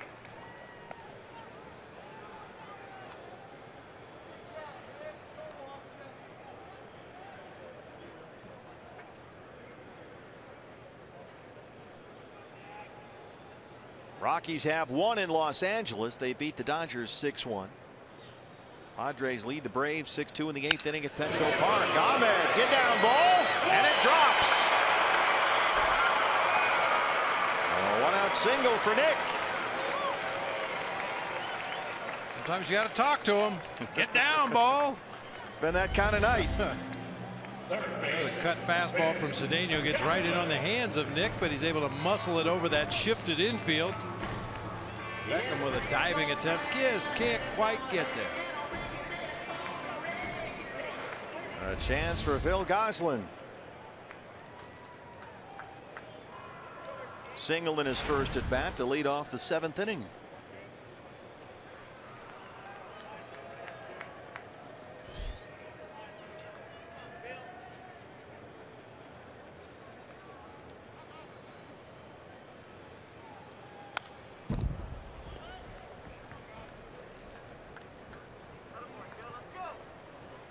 Brad Ziegler has started throwing in the Diamondback bullpen.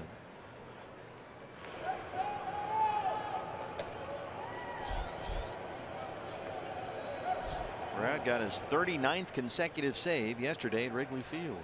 Well, they're blooping a blast, and we'll see Brad Ziegler on the mound in the 9th. That's what we're thinking.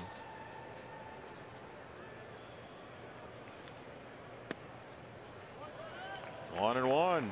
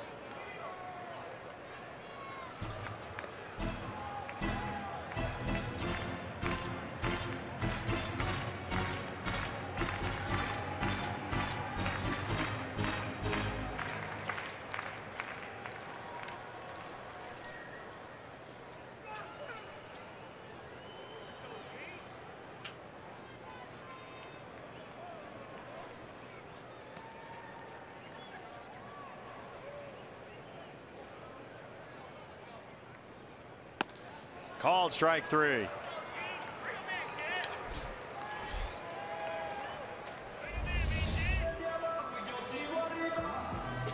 Cutter worked its way all the way across the plate to the inside corner for a called third on Phil Gosselin. That'll be up to Gene Segura to keep this inning going. Segura has walked and scored a run. He's 0 for 3 with 3 strikeouts.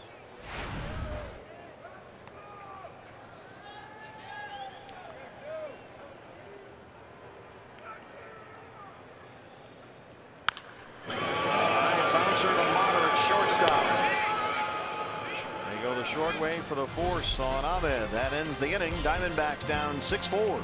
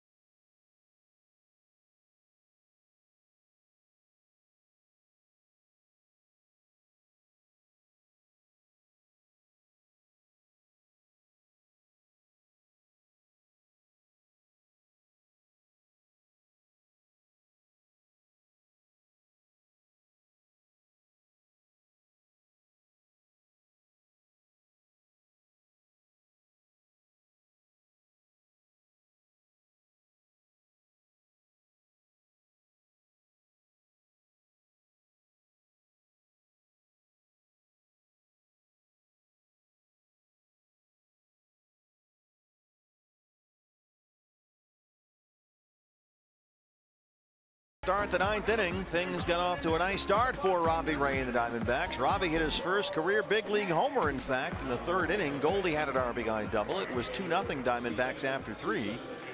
But since then, it's been mostly Tampa Bay. They got a 4-run fifth. D-backs had a chance in the 7th with the bases loaded. They got a 1-run home, but left them loaded. And it's 6-4 as Steven Souza Jr. leads off the ninth against Josh Colmenter.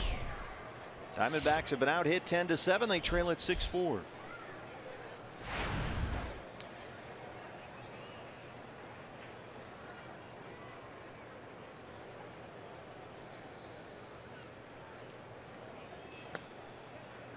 Drops that one in at 70 miles an hour for strike one.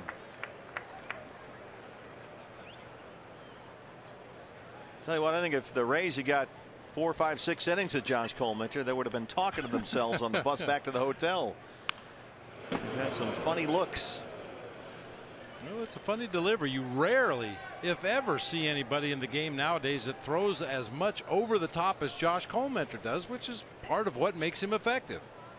You're just not used to looking straight up above a guy's hat for his release point.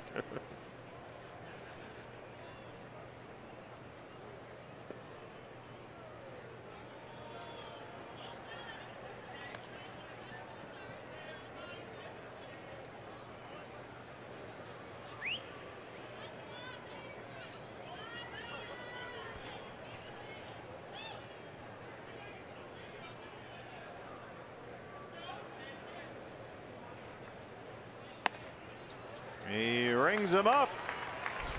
Second strikeout for Colmenter. Both looking. He's got Longoria, now Souza Jr. Souza's asking Rob Drake behind home plate. Is he allowed to throw that far over the top? Is that legal? Desmond Jennings. Well, pitches right there at the edge of the strike zone. Got the call that time. Jennings, who has really been struggling, suddenly is a triple shy of the cycle as he bats in the ninth. A homer to lead off the 7th against Jake Barrett. Singleton scored in the 4th, an RBI double in the 5th, a solo homer in the 7th.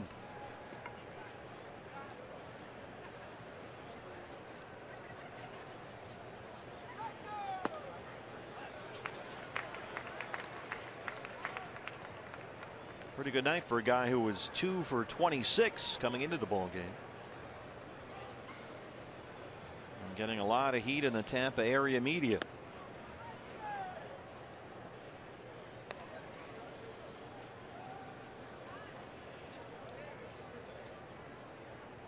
Kevin Cash, the skipper, his team looking for its 4th straight win.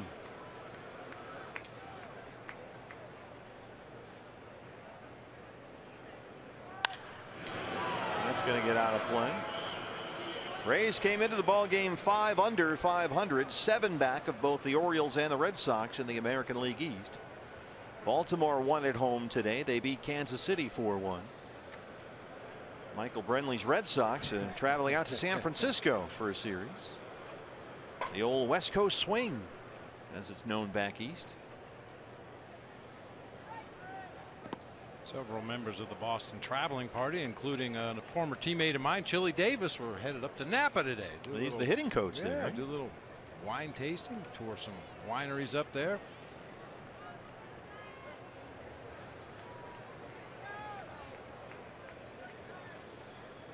Well, if they look a little under the weather in the series opener, we'll know why.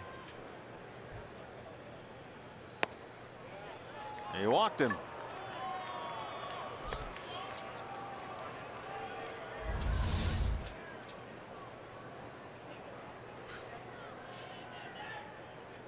Drake just has not given an inch on the bottom of that strike zone today.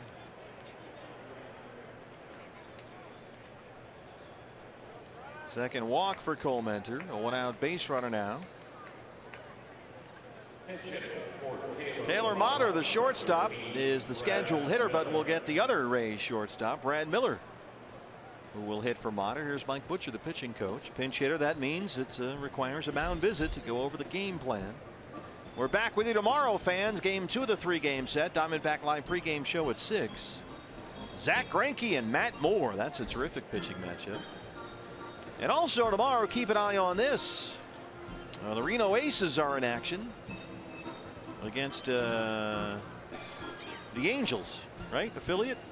And pitching for the Angels AAA team will be big-time Timmy Jim. Oh. Tim Lincecum faces the Reno Aces tomorrow. In a related story, thank you for that report. Paul Goldschmidt is being sent back to Reno to take some at bats against Timmy Jim. You know, they should do that just to spite him. Yeah, they should. I think that'd be funny. He strolled up to the plate. Well, he'll have to deal with Peter O'Brien, who hit another home run. Peter had 3 hits tonight for the Aces, now leading all of minor league baseball in home runs. Miller's a good hitter, 243, 5 homers for a shortstop. He's an offense first type shortstop. The defense can get sketchy from time to time. Former 2nd-round pick by Seattle in the draft 5 years ago, Brad Miller. Old school. Got the stirrups, no batting gloves.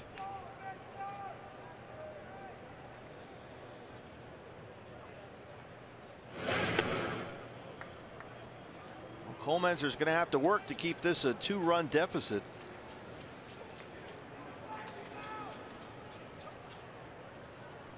D-backs in the 9th will have 2, 3, and 4. Bourne, Goldie, and Weeks Jr. There's the strike, 1-1.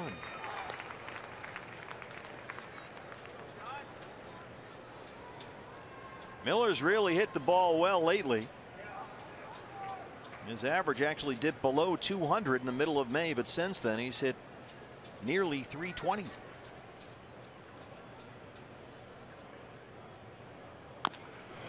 Chops that one foul, and it's a ball and 2 strikes.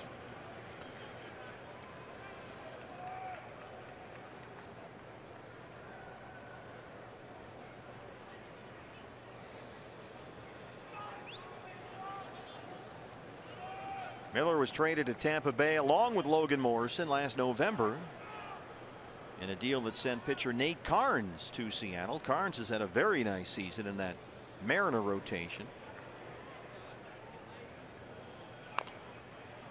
Right back to the mound. They go to second for 1. Miller runs pretty well, beats it out. They get the force on Jennings.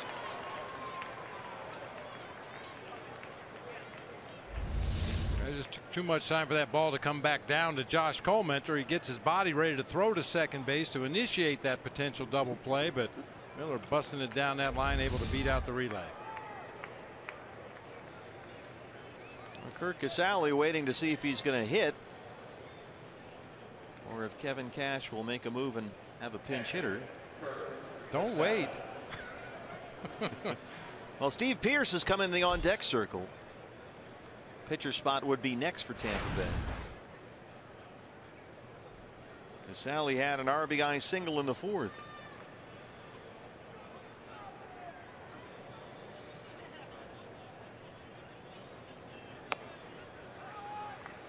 As somebody who was pinch hit for many times in situations like this, run up to the plate. Get up there as fast as you can. It'd be embarrassing for a manager to call a guy back out of the batter's box. So you get out of that on deck circle. Don't even look over your shoulder. Don't look. They might be gaining on you. 1-1. More pinch hitting for you. David Peralta got pinch hit for, but his return has been a smashing success, a single and a home run.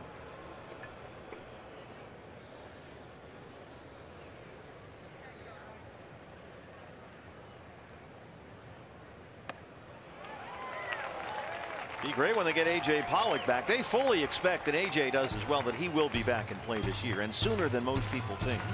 There's A.J. trying to Panfilo. That would be great news. But if you ask, is A.J. going to play this year? They'll go, oh yeah, he's coming back. Nobody's sure exactly when, but he's progressing very well.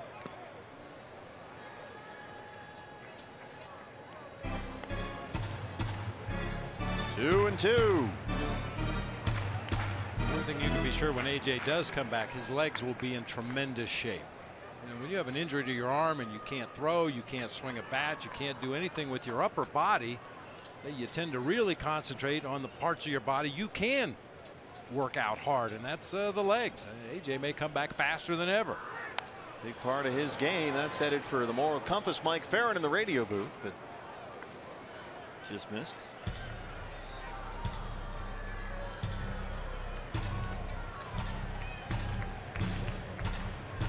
Be nice to get the band back together. It sure would.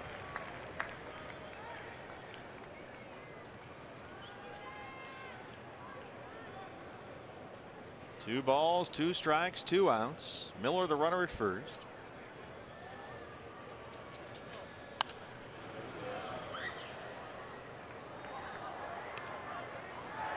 Mentioned the Rays have had so many injuries. How about having to put 5 guys on the DL in the last 24 days? Their Gold Glove center fielder Kevin Kiermaier. Logan Forsythe, their second baseman, who was their best hitter for a long time. Their closer Brad Boxberger, Brandon Geyer's on the DL. They're really beat up. There goes Miller, and the throw is there in plenty of time, and that ends the inning. Bottom 9 coming up. Diamondbacks down 2.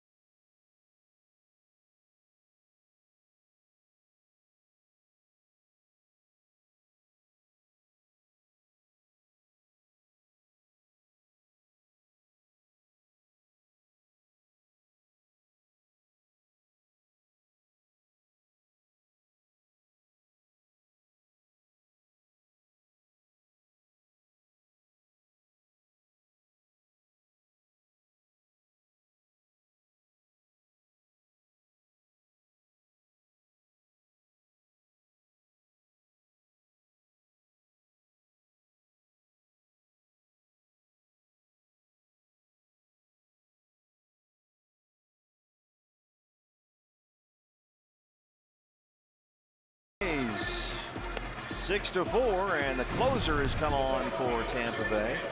This is the right-hander Alex Colome, and as you can see, he is a perfect 15 for 15 in his save opportunities, a 1.08 ERA. Sinker, cutter, slider combination from Colome.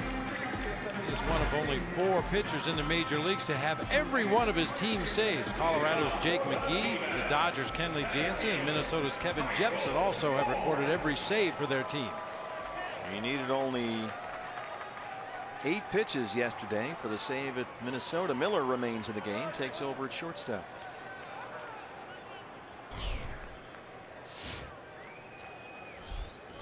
Michael Bourne will lead it off. He's 0 for 4.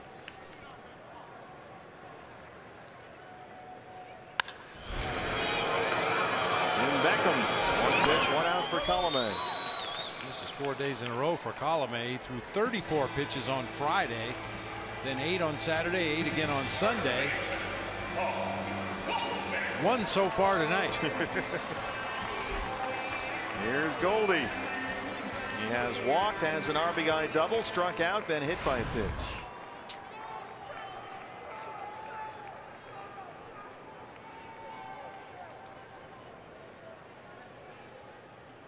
You see Beckham, the second baseman, on the shortstop side of the bag.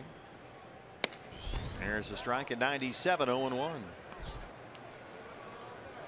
They play Goldie to pull on the infield, play him the opposite way in the outfield. Center fielder Desmond Jennings several steps over into the gap in right center. All the Rays outfielders playing very deep.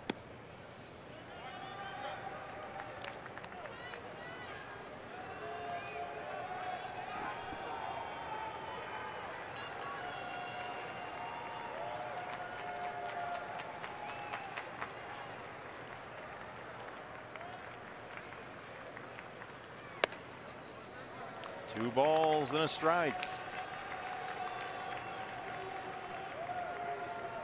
Make sure that hat is at just the proper angle.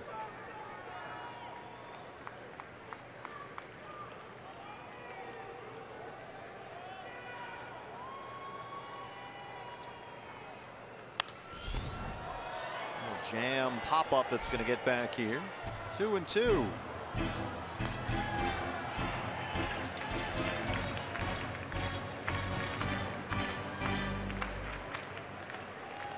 Not only has Alex Colomé not blown a save this year, perfect 15 for 15, he's not given up a run in those 15 appearances ending in a save.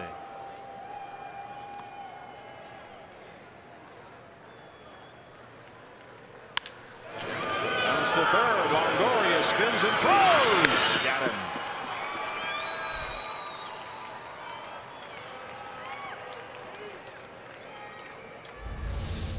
Longoria never looks like he's rushing anything, whether it's at the plate or defensively fielding a ball in the hole. Spins his body all the way around with his back to the target and fires a strike over across the infield to Morrison for the out. Ricky Weeks Jr., last man standing. 2 outs on 6 pitches for Colomé.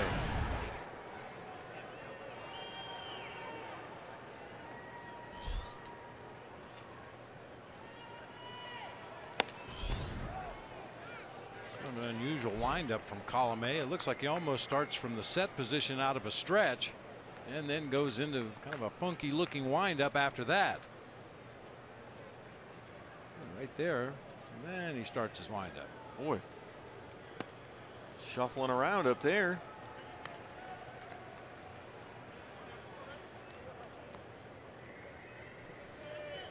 And defensively, they didn't move. Not a defender on the field moved from Paul Goldschmidt to Ricky Weeks. Longoria, Miller, Beckham on the left-hand side of the infield.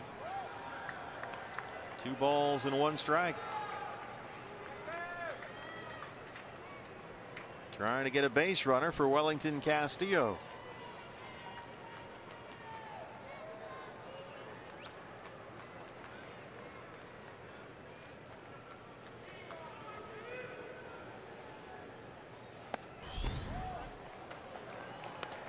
Rob Drake says strike 2.